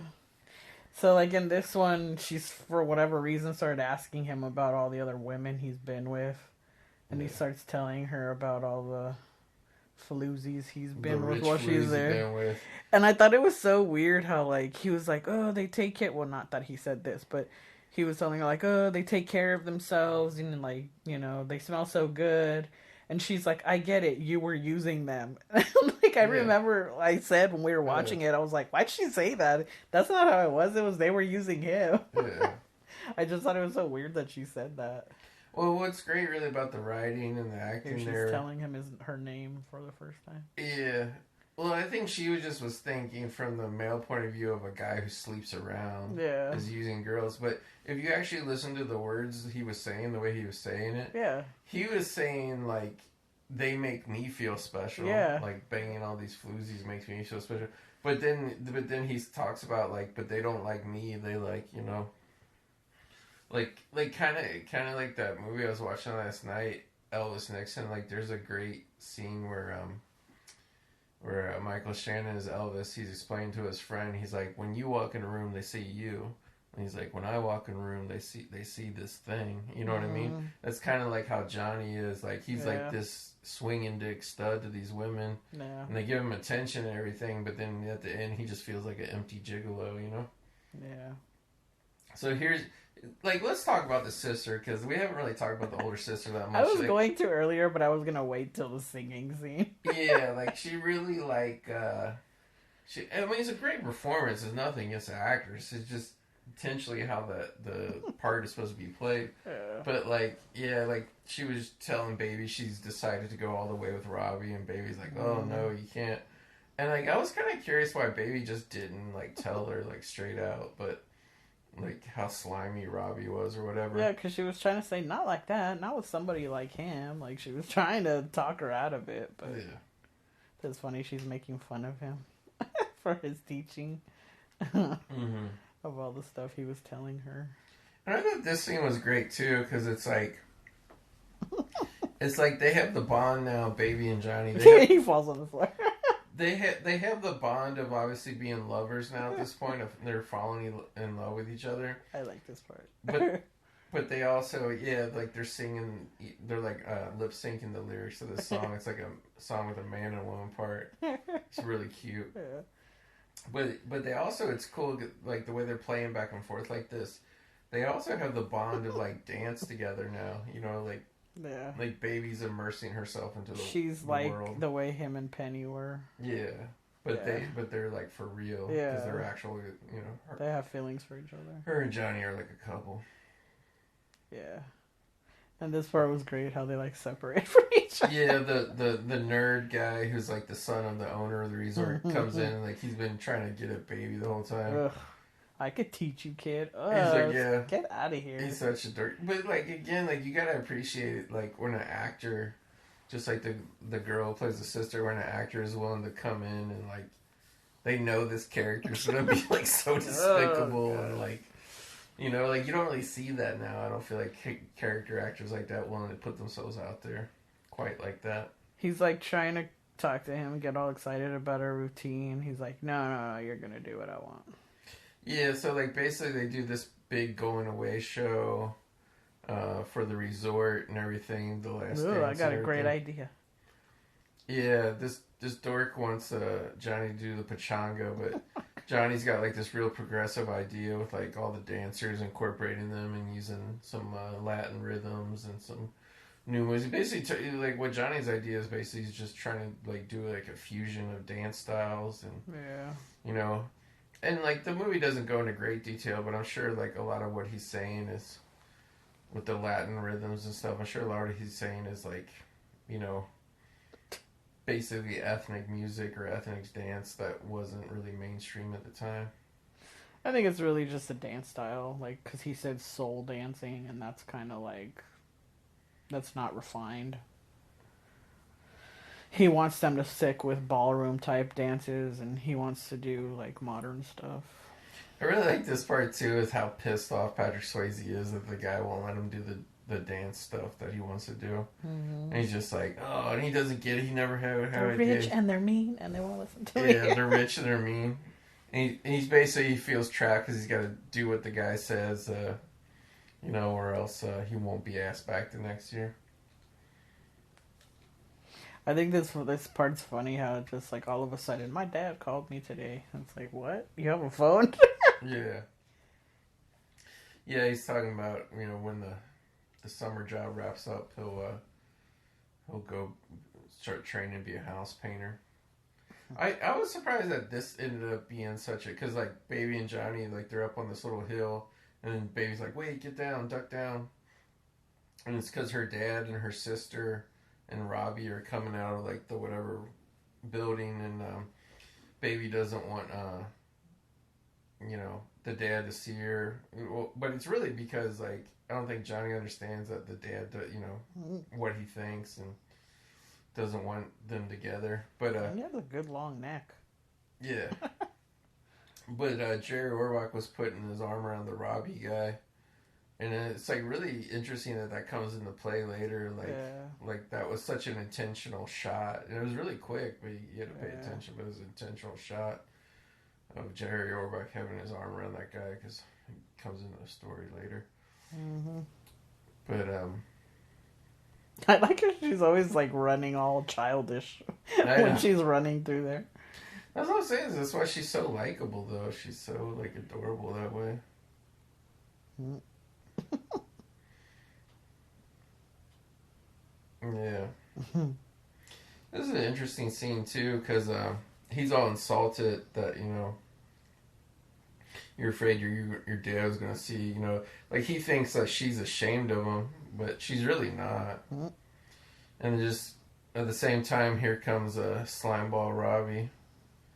I went slummy too. Oh my god. Yeah, he like right to his. Like, what did Robbie think was going to happen? Kill him. When he insulted Penny like that right to Johnny's face. I mean... Oh, damn, you bitch slapped him. Yeah. This is a good fight, too. Like, it's not Roadhouse worthy. But it's a good kind of actual realistic fight. I like how he no-soul Dasher. Yeah. Yeah, like, Johnny wants him to punch him because he knows he's a puss. You know he can't deliver a Get out of here. You're not worth good punch. It was good. I think this also does a lot to further like his character because he has the sense to tell him like you're not even worth it. Yeah. You're not worth the trouble. Yeah. I was kind of surprised that he didn't like call the cops or something. Mm-hmm. Robbie, because he's such a piece of garbage like that. Well, because he's a scumbag himself. Yeah. Oh no, here it is. Okay, here's where the sister's practicing her thing for the big talent show or whatever. Hawaiian number. It's a Hawaiian number, and she's got the voice of not an angel, but of a seagull. The whole time she's singing in the background of this scene. You know what's so weird too is like I hadn't seen this movie in like 35 years, and like I remember that like even before we saw it, like I knew that part was coming up, and like I remember exactly what her voice sounded like. We get to see more of his character development. Yeah, it's a great scene because like Baby's sitting nearby and Johnny's going over some sheet music and stuff, and then the cougar comes, telling him like, oh, like one last night or whatever, and then like, you know, before he leaves, and like Baby's kind of nervous at first, thinking like he's gonna go back to banging these sluts, but Ugh. he's really not about it at all anymore. I think if anything, he felt like cheap again there. Yeah. Oh my gosh. Yeah, she's singing this song for a long ass time. It's pretty good. But it really fits this scene too, though, because like all the kind of torture shit that's going on in this scene. And Johnny's talking to the cougar's husband, and he's like, "Oh, here's $100. Give my wife some extra dance clothes." So like the husband actually knows that his wife is like sleeping around, and he doesn't care. And then obviously, I don't think that's what it is. I think he's just saying that to like make her happy. Really, you really think that that guy doesn't get what's going on? Yeah, I don't. I totally thought he like knew all about it. He just didn't care. I mean, I don't think he cares that his wife wants to be around this hunky man, but Yeah, I didn't get that. I didn't take that as he knew about it. because he kind of seemed like a card shark the way they were talking about him the whole movie. Yeah. Mo Pressman, the card shark. How did they make them sisters? Jeez. Yeah, it's pretty good. It's like one's so pretty and the other one's like so harsh. Yeah. I just think the girl's playing the dorky on her. And here's a great, she's like, oh, I've decided I'm going to go sleep with Robbie. So the sister right here goes to Robbie's cabin, and then he's banging the cougar that Johnny turned down. Yep. She thinks she's surprising him. Oh, and then the first thing you said, don't you see the towel on the door? Like usually it's a tie or a sock hanging on the door, but when you see shit hanging on the door, you don't want to be going in. That's the sign, don't come in here, there's some banging going on. Oh, she doesn't get it. She doesn't live that life. Yeah, she thinks it's good. I love how the shocked she is, too. It was a great moment. Great comedic moment. That's what's cool about this movie. It has all these little things like that. Mm-hmm. Little surprises. Dang, man, they're getting it on all day. Yeah, Johnny and Baby are pretty much banging the weekend out. But, like, the only thing that, like, honestly kind of, like, bothered me about this movie... here's the scene you were talking about. Yeah, so they're laying in bed having pillow talk. And Johnny says he actually had a dream that, you know, he was with Baby's father and her, and that, you know, the dad accepted him and put his arm around him the way he did Robbie. You know, like, I just thought that was such an interesting thing, that this kind of, again, just showing really how vulnerable and sensitive this guy is, who seemed like this big stud earlier in the movie. You know, like, they really flesh his character out and give him a lot of depth that, you know, he like has, you know, hopes and emotions like that. Mm-hmm. Yeah, and then the cougar lady sees Swayze and Baby parting ways there in the morning while she's doing her I don't know what you would call it. Walk of shame. Floozy walk of shame, yeah.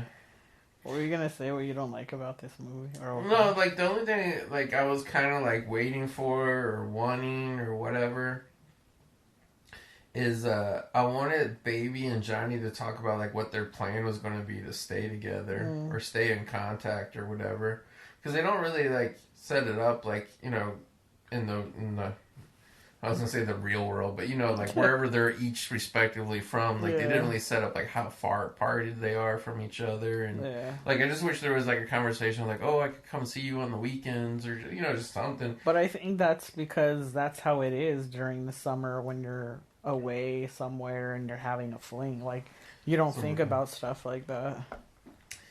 Yeah, I just think the movie. Yeah, like I mean, I get that aspect of it too, but it just seemed like their time was. You know, the clock was kind of ticking down or whatever. So here they think that Johnny's stealing some wallets. Yeah. And like, she knows that he didn't because she was with him. Yeah, the owner's talking about like, yeah, we're gonna... Because basically the guy, Mo Pressman, his wallet got stolen. The dad still, I can't. Yeah. Oh, God, you're being bad again. Yeah, he's like, oh, with those carny people you hang out with. But yeah, Baby's trying to explain that like he didn't steal the wallet because it got stolen late at night, and they're like, well, how would you know that, Baby? And he's like, well, you know, he said he was in his room alone, but you know, obviously, you know, that's a lie because he's a thief.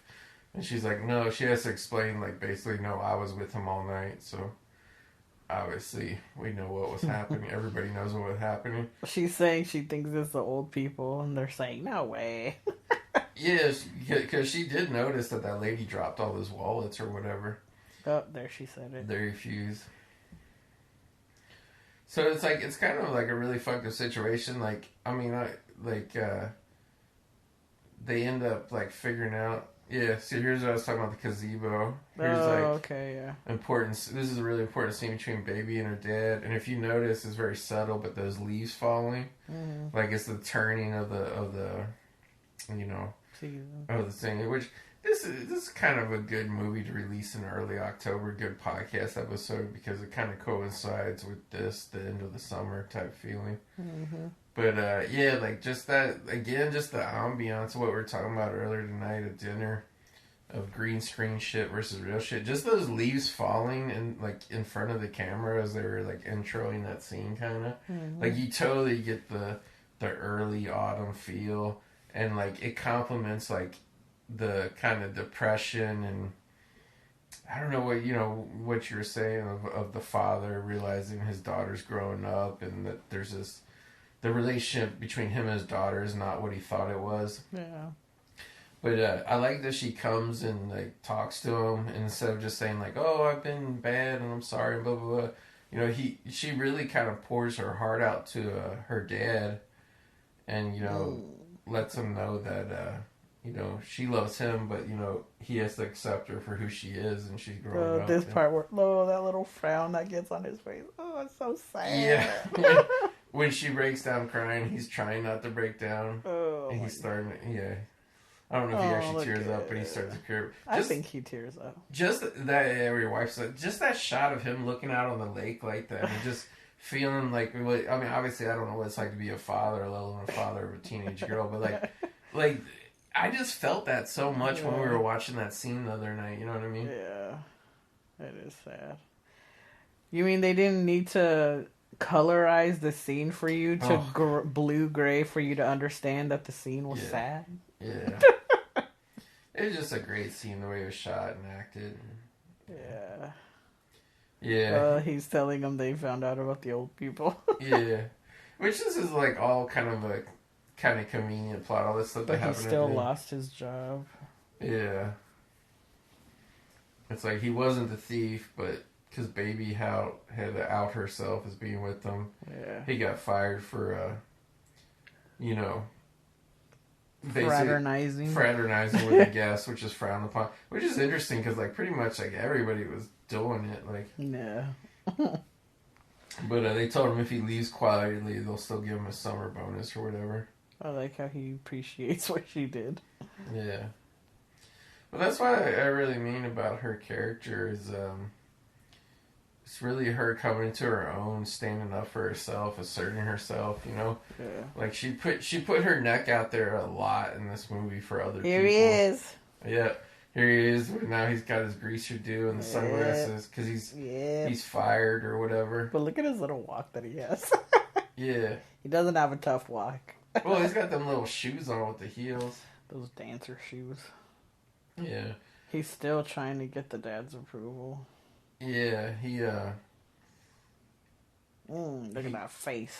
basically goes to thank her dad, and he's talking, but then, like, the dad says, like, oh, like, I know everything about you. You got a girl in trouble, and then you moved on to a younger girl, which that's really what the Slimeball Robbie guy did. Yeah, sent her off to a butcher. Derry was his name. I always wanted to call him Dally, but I know that was that's Matt Dillon's character. But I knew it was with a D. His name is Daryl, but they called him Derry. And then Rob Lowe was Soda Pop, and then Ralph Macchio was Johnny Cade. That's right. Ralph Macchio was Johnny. Mm-hmm. Yeah, and then Pony Boy was Thomas Howell. Yeah, and this is you know, obviously Patrick Swayze doesn't explain the truth because it's not like her dad would have really believed him probably at that point anyway. But he just says, yeah, that's what you would see in me. And then this is the goodbye scene. He's leaving I keep wanting to call it a camp, but it's a resort. And this is when the hit song "She's Like the Wind" is playing in the background, which is a really great song, which is written and sung by Patrick Swayze. It's so funny how casual they're being with each other. Like they haven't been sleeping with each other the whole time. I know. It's like it's interesting because they're really just playing like the sentimentality and like I guess like. I don't know, like they're partying, going their separate way. They're not really breaking up, but at the same time, like they know it's kind of over. They type just thing. can't be together. Yeah. Dang, he bumped out. Yeah, that gravel road, man. He sent them rocks spinning. She's like, I'm just gonna stand here in all this dust. Yeah, well, cause she's like the wind. It's all all the gravel blowing everywhere. Now she's. And yeah, her demeanor now that he's gone, he's left the resort. She's totally just like boring. Yeah, she's kind of like contemplating, but she's kind of just like you can tell her joy is gone from like the thing. Mm-hmm. She's getting dressed for the show. Yeah. She's so sad. Yeah, she's ready to break down. I like this too because like. The sister, who's kind of been an intentionally annoying character the whole movie, comes and is like, oh, I'll fix your hair, I'll do it, or whatever. Because the sister kind of has more straight, it's kind of wavy, but she kind of has more straight hair, and Baby has a super curly hair. And finally the sister says, oh, you know what, you know, you're more pretty your way. And, like, I like that. It's, like, another moment of, you know, them coming closer and, like, somebody just accepting Baby for who she really is. Well, in the scene when they were talking in the bedroom, like the sister seems like she's oblivious and just kind of into her own world, but she actually knows what's going on because she makes a comment to her saying like, oh, all you cared about is that you're not daddy's little girl anymore. So it's like she knows what's happening, like she gets it, you know, she just was so into herself, she didn't really care. She was just into herself and her Robbie situation. Yeah. But yeah, that's like a moment where they finally come together. Yeah. And here she is watching the show with her parents, just kind of just back to being a kid again and not really being her own woman the way we've seen her. But she looks grown up. Like... She does. It's really weird like how you say it, but like, yeah, like the beginning, before she meets Johnny and all that stuff, like she really does. She looks very childlike. Yeah. And here you see the other dancers, and they're just watching, like, the squares sing their stupid songs on the Oh, look at that guy looking at her. The pirate guy. Yeah, the pirate, Mo Preston. Oh, my God. Yeah, because she is kind of... I was kind of surprised how naked she was for, like, her top or whatever. The sister. Well, because she's doing a Hawaiian song. Yeah, but you think that they would, like, they would have been more modest. The dad's like, ooh. Yeah. And this is, like, the only time I kind of... find the movie to be somewhat unbelievable, kind of. But the dad goes to give Slimeball Robbie, because he was the waiter or whatever. He gives him, like, an envelope, like, you know, as a tip for, like, a season of service. And Robbie's like, oh, thanks, like, for, you know, taking care of that girl who had the abortion. And, you know, he says, yeah, like, I got the girl in trouble, but, you never know. Like, might have been sleeping around with other people. And that's when the dad realized it wasn't Johnny, it was him. I just didn't believe, like, after the Robbie guy got close with the baby's dad like that, and baby's dad obviously liked him because he was training to be a young doctor or whatever. Like why would you, like, really, like, say that, like, blow yourself up like that? Yeah, I don't know. I guess he thought they were closer. He's like, yeah, you get it, right? Yeah, we bang these sluts, and then you trounce off and don't take any responsibility. Oh. See, this scene too, like, he's talking about how, like, he feels like it's coming to an end. Yeah, the like, owner. It's kind of like how I was saying with JFK getting shot. It's like the country lost its innocence, and, like, this whole experience was like innocent times of, like, oh, you'd go to the Catskills every summer and do whatever you did there, and it was fun, family fun, kind of thing. Like, how he's saying, like, I feel like it's all coming to an end, and it's like... Yeah, he's talking to the band leader guy, and he's saying, like, yeah, it's all coming to an end, and kids don't want to hang out with their parents for the summer. They want to go on trips themselves. Around the world. Yeah, to Europe or whatever.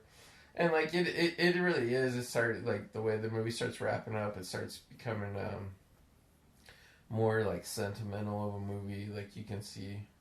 Well, and two, it's the early 60s at this point, so it's like, that's when all of the, living free, hippie kind of thought movement was starting up, to where you didn't do what the man told you to do and all this stuff, so, like... It's like this... It's just times like things are changing really from the 50s to what the 60s would end up becoming. Nobody puts a baby in a corner.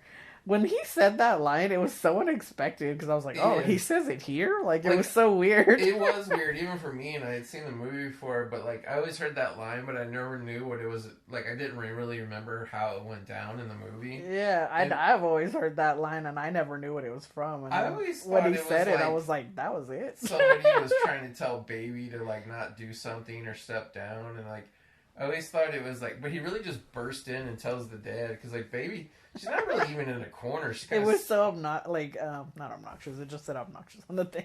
It was so out of place, like, out of nowhere. He just barges in, and she's sitting up against the wall, and he tells Baby's father, nobody puts Baby in a corner. It was weird.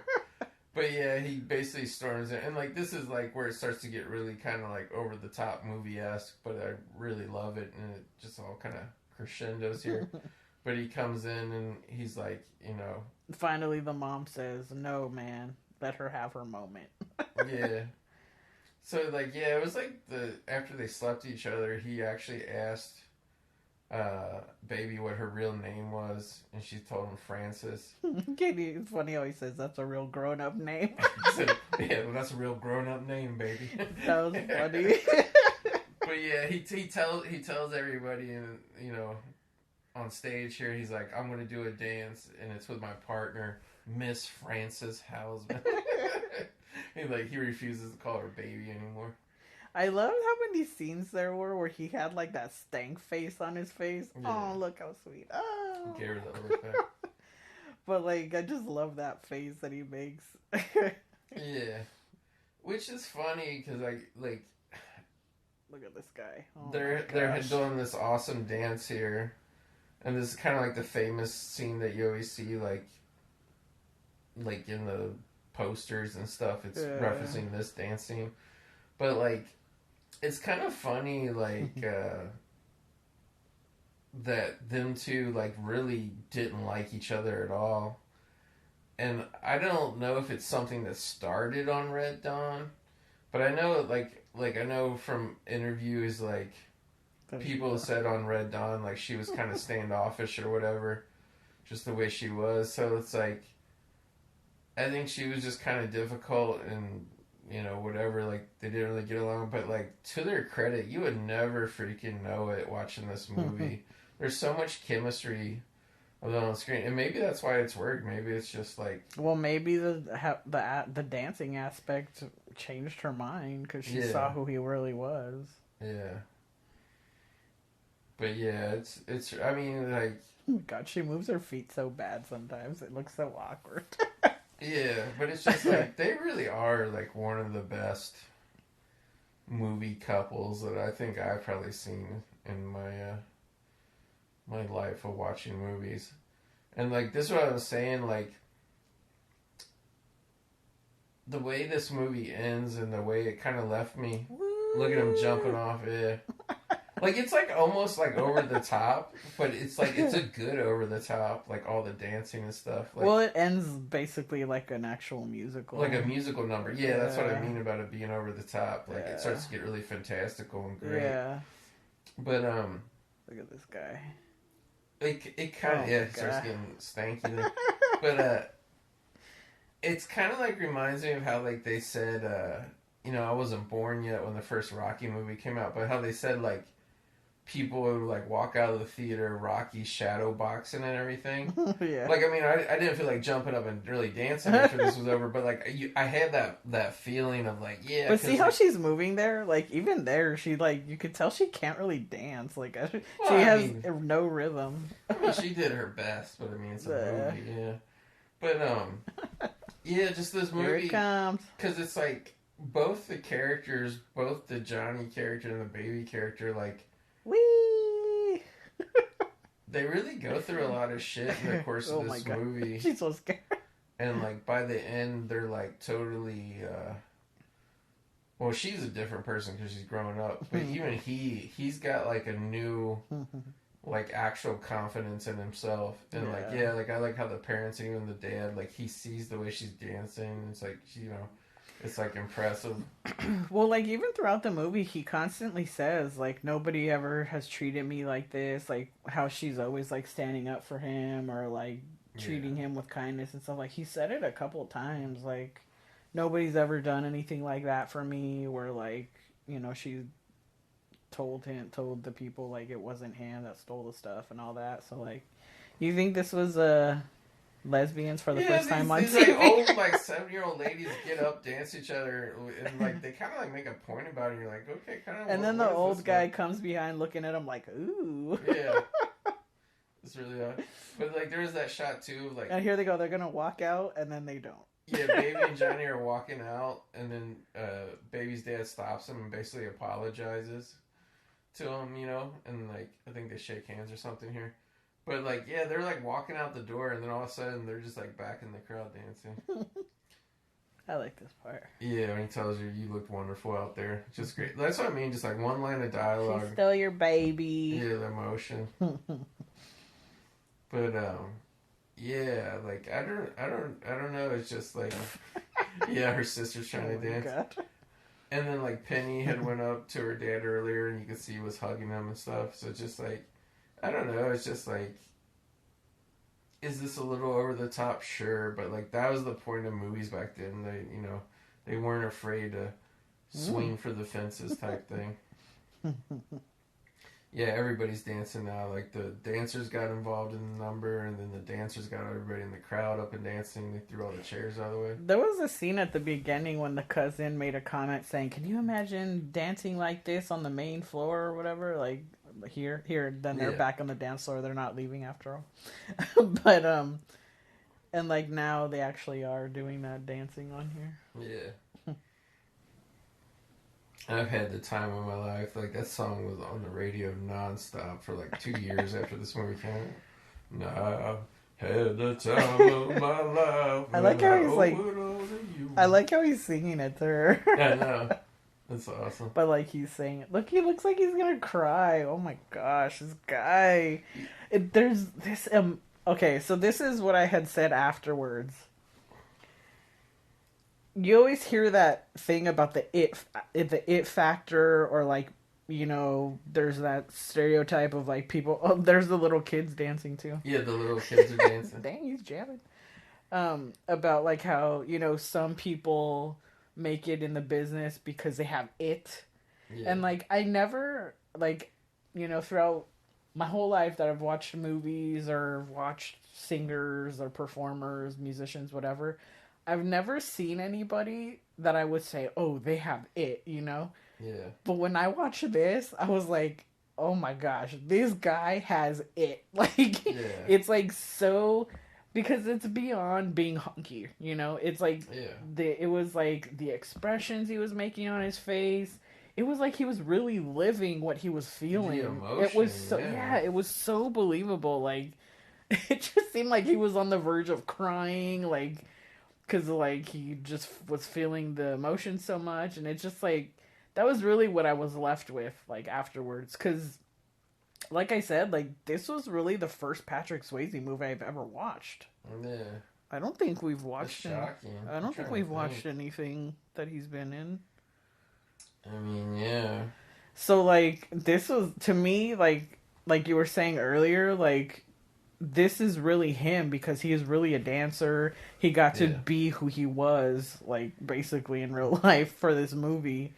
Other than, you know, obviously the hood character he had to be, but like, you know, it just you could see that on film, like that it was genuinely who he possibly was. Like it was all real. Yeah, it was like there was. So to me, that's what I was left with. I couldn't even like. It just like that's it. He just has it. Like there's nothing you can't really. It's not really something you can describe. I just honestly like. It's a phenomenon. I think a little bit. I think it's almost. I mean, not that there's anything wrong for any movie being made for men or being made for women. That's not really a denigrative thing to itself. But I think this movie gets. It is now. Yeah, well, yeah, because men are shit. But I think it's like almost like not a put down, but you know, it's like limiting to say this is only a movie for like women because like I don't think I'm probably the only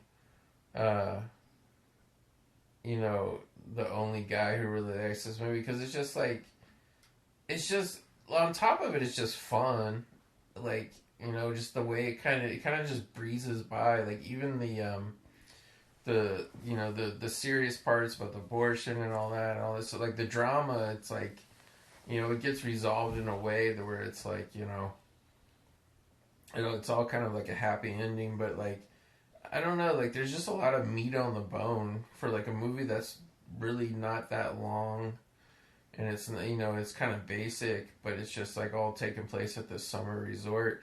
Well, there's like a lot going on, and like it's like you have true kind of movie star performances from both of them, and yeah, like I think it's just a lot more. Like I know obviously like we said this is a movie that a lot of moms and daughters whatever, but like I just think this is a movie that just general, like there's so much the time period that portrays, like there's so much about it that's enjoyable that, you know, I wouldn't just limit it to, you know, just one audience. And like one thing that's like really unusual but really was good was like they had obviously all the period music in this film, but they worked in like some like modern hits, like they had that song Hungry Eyes and, you know, Swayze's song She Like the Wind, and it's like, not that you would mistake either one of those for early 60s songs, but just for the filmmaking, the times in the movies where they slipped those songs in, it fit. Like you weren't like, oh, I'm out of the time period. Like, you know, like when you watch Inglourious Bastards, and then like at the end, like Quentin Tarantino plays Cat People by David Bowie. Like, you know, you're not in the time period anymore. Like, I totally, like, it took me a while to be like, oh, like, that's not an old song, and it's in the movie, but it fits, you know, with Dirty Dancing. I don't know. I think you need to give yourself more credit, because I don't think any average guy would be like, I want to watch this movie, I like it. You know, I don't think... Well, you're very open to a lot of stuff, and I've had you watch a lot of stuff that I'm surprised sometimes that you'd be willing to watch it with me. But I mean, you've even sat through a couple of my Hallmark Channel movies with me, just because, I mean, usually because there's an actor in it that you like or know, and you want to see what Bruce Campbell I'm going to watch. I don't you want to see a Hallmark movie or not. You want to see what they're like in it, so like but I mean, you've watched another one that wasn't really with somebody you knew, I think, and like I don't know. I just think you. Sometimes they have a premise I like or whatever. You're a special kind of guy, sir. Yes. So you need to. No, but I'm going to give you the credit for that. That not an average guy would not sit and be like, I think I want to watch Dirty Dancing, and then be into it. I mean, I made you watch Dirty Dancing. That's how far gone I am. But like no, but the thing is like it's not bad. it's like Swayze's not like some like boring fucking dance. Like he's like a cool fucking guy in this movie. Yeah. You know what I mean? There Like, were a lot of moments like when we watched it the first time where I was sitting and I was just like, damn, this guy's so cool.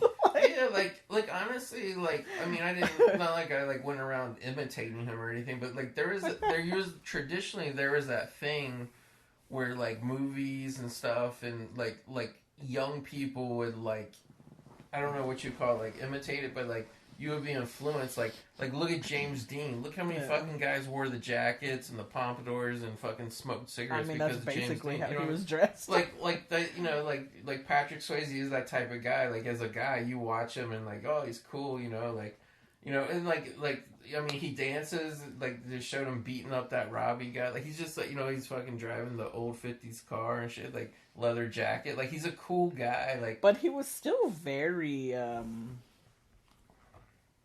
I don't know. He was very dancer-esque with the way he moved. So I could see how a guy might be like, "What's up with this dude? Like, why is he flittering around on his toes like that?"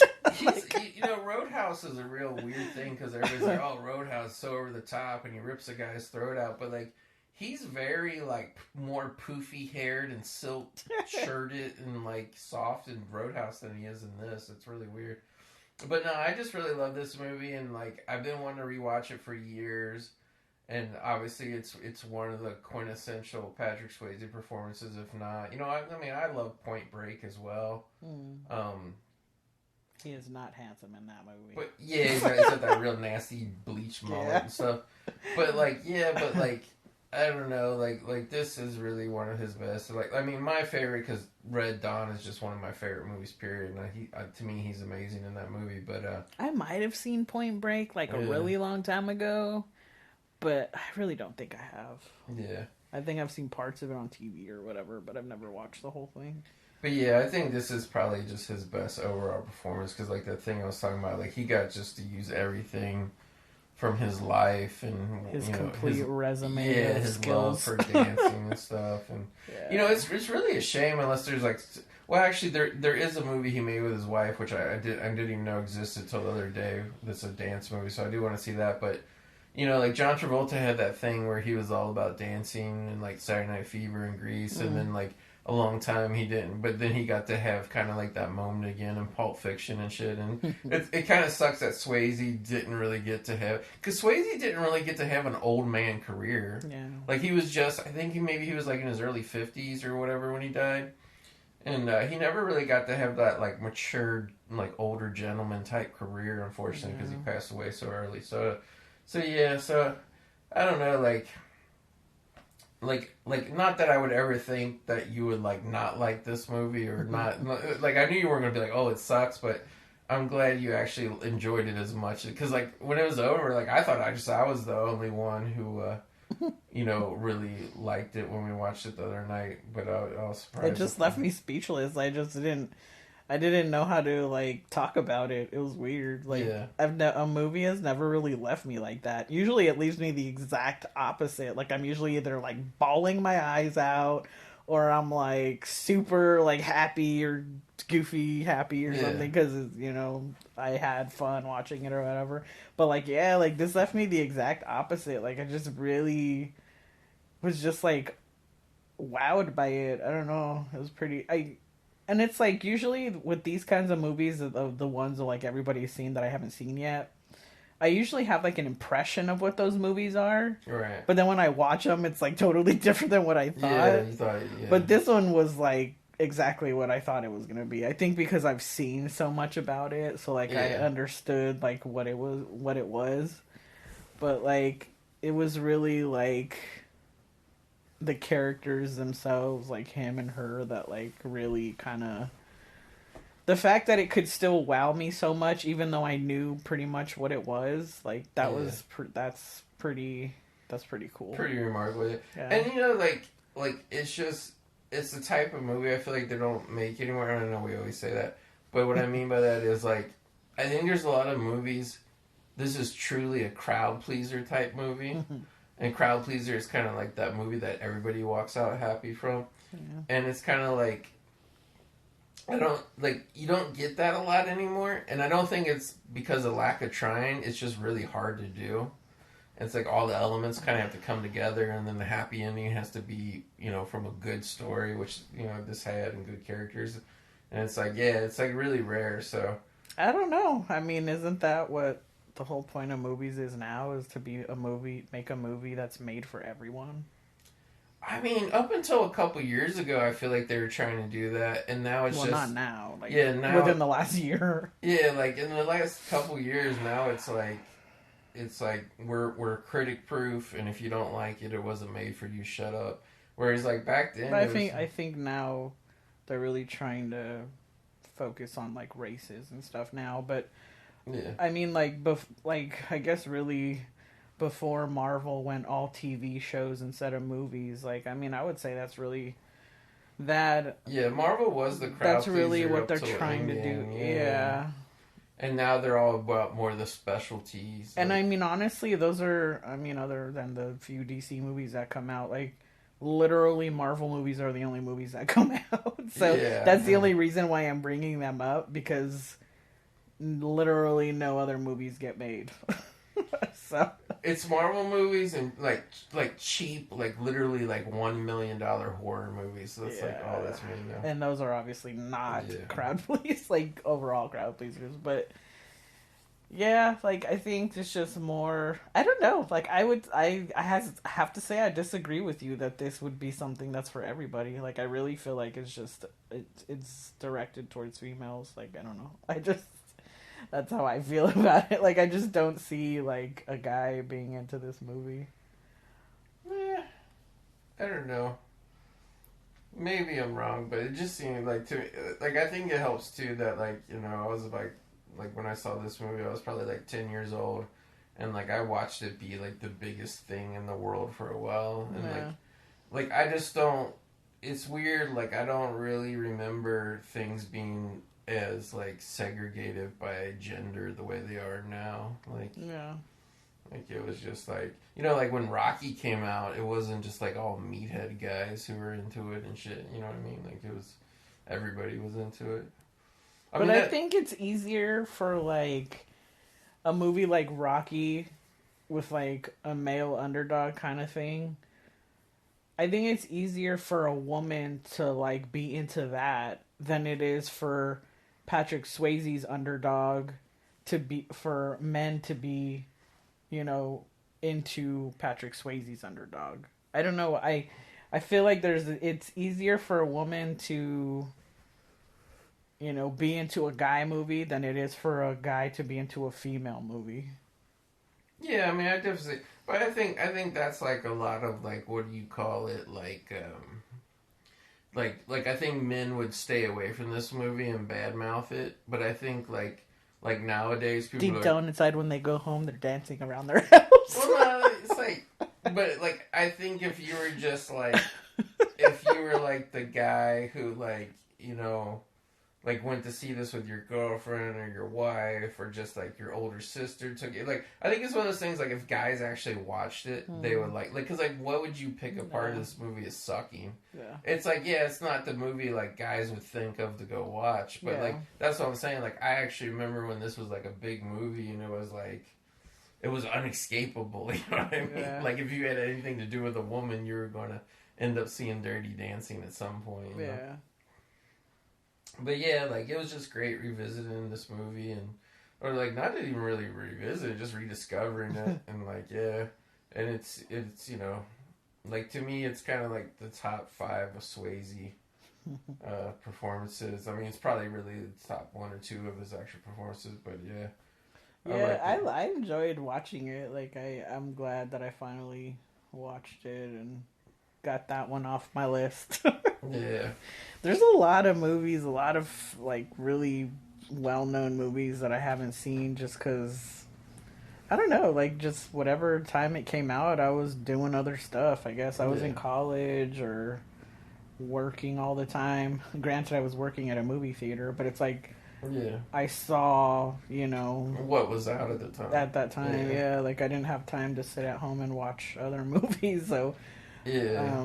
Yeah. So like. And to be fair, working at a movie theater, you were just like working like whereas like when I worked at a video store, I had access to old movies and I could take 3 home a night. So I watched tons of old movies. Yeah. Like, whereas like you're working in a movie theater, you only got so much time in the day.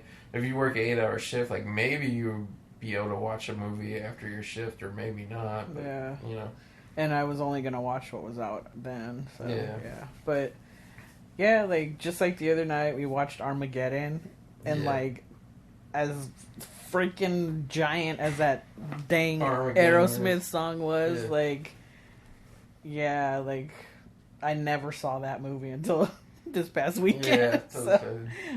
In like whatever it was, a week ago, you saw a huge movie from 1998 and a huge movie from 1987 for the first time. Yeah. And then they did Armageddon in real life yesterday. We shot I thought it was going to be like a rocket or something. They said it was a spacecraft. They flew into it. They flew into an asteroid. If people don't know what we're talking about, there was an asteroid coming not to Earth to hit Earth, but close by. They were just doing it as an experiment to see if they could change like the course of an asteroid if they needed to. But like granted, I only watched a couple of short videos about it, but like from my understanding was, in the movies they're like, you gotta blow up the asteroid and send it to 1 billion pieces so they don't hit Earth. Whereas this was like, no, we're just gonna kind of like hit it, shoot off of it, and then that will make it spin away. Yeah. Like that's kind of that. So that's what will be happening when we eventually. Because I'm sure listeners will remember this too. Armageddon, and then there's also Deep Impact came out the same summer. And like, I don't know who the hell they paid to get this going, but there was on the news that like to drum up interest in the movies, there was like this fake science news story shit that an asteroid really was coming towards Earth. Oh my god. And it was just like, what happened? And then those movies came out and everything, and then it was like, well, what happened with the asteroid? You just never heard of it again. It was so weird. That's funny. But anyway, I think that's it.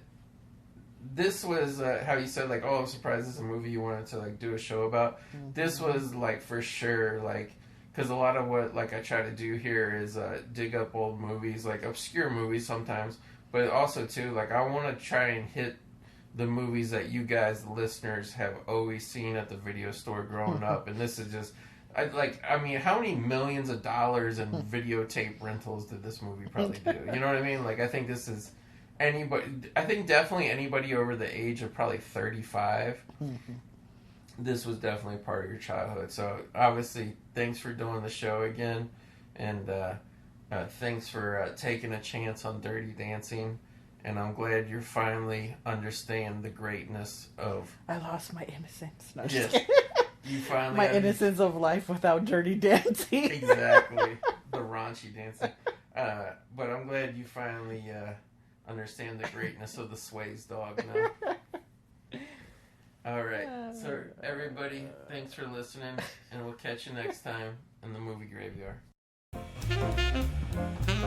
You're listening to the Electronic Media Collective Podcast Network. Yeah, it's a mouthful. For more great shows, visit electronicmediacollective.com.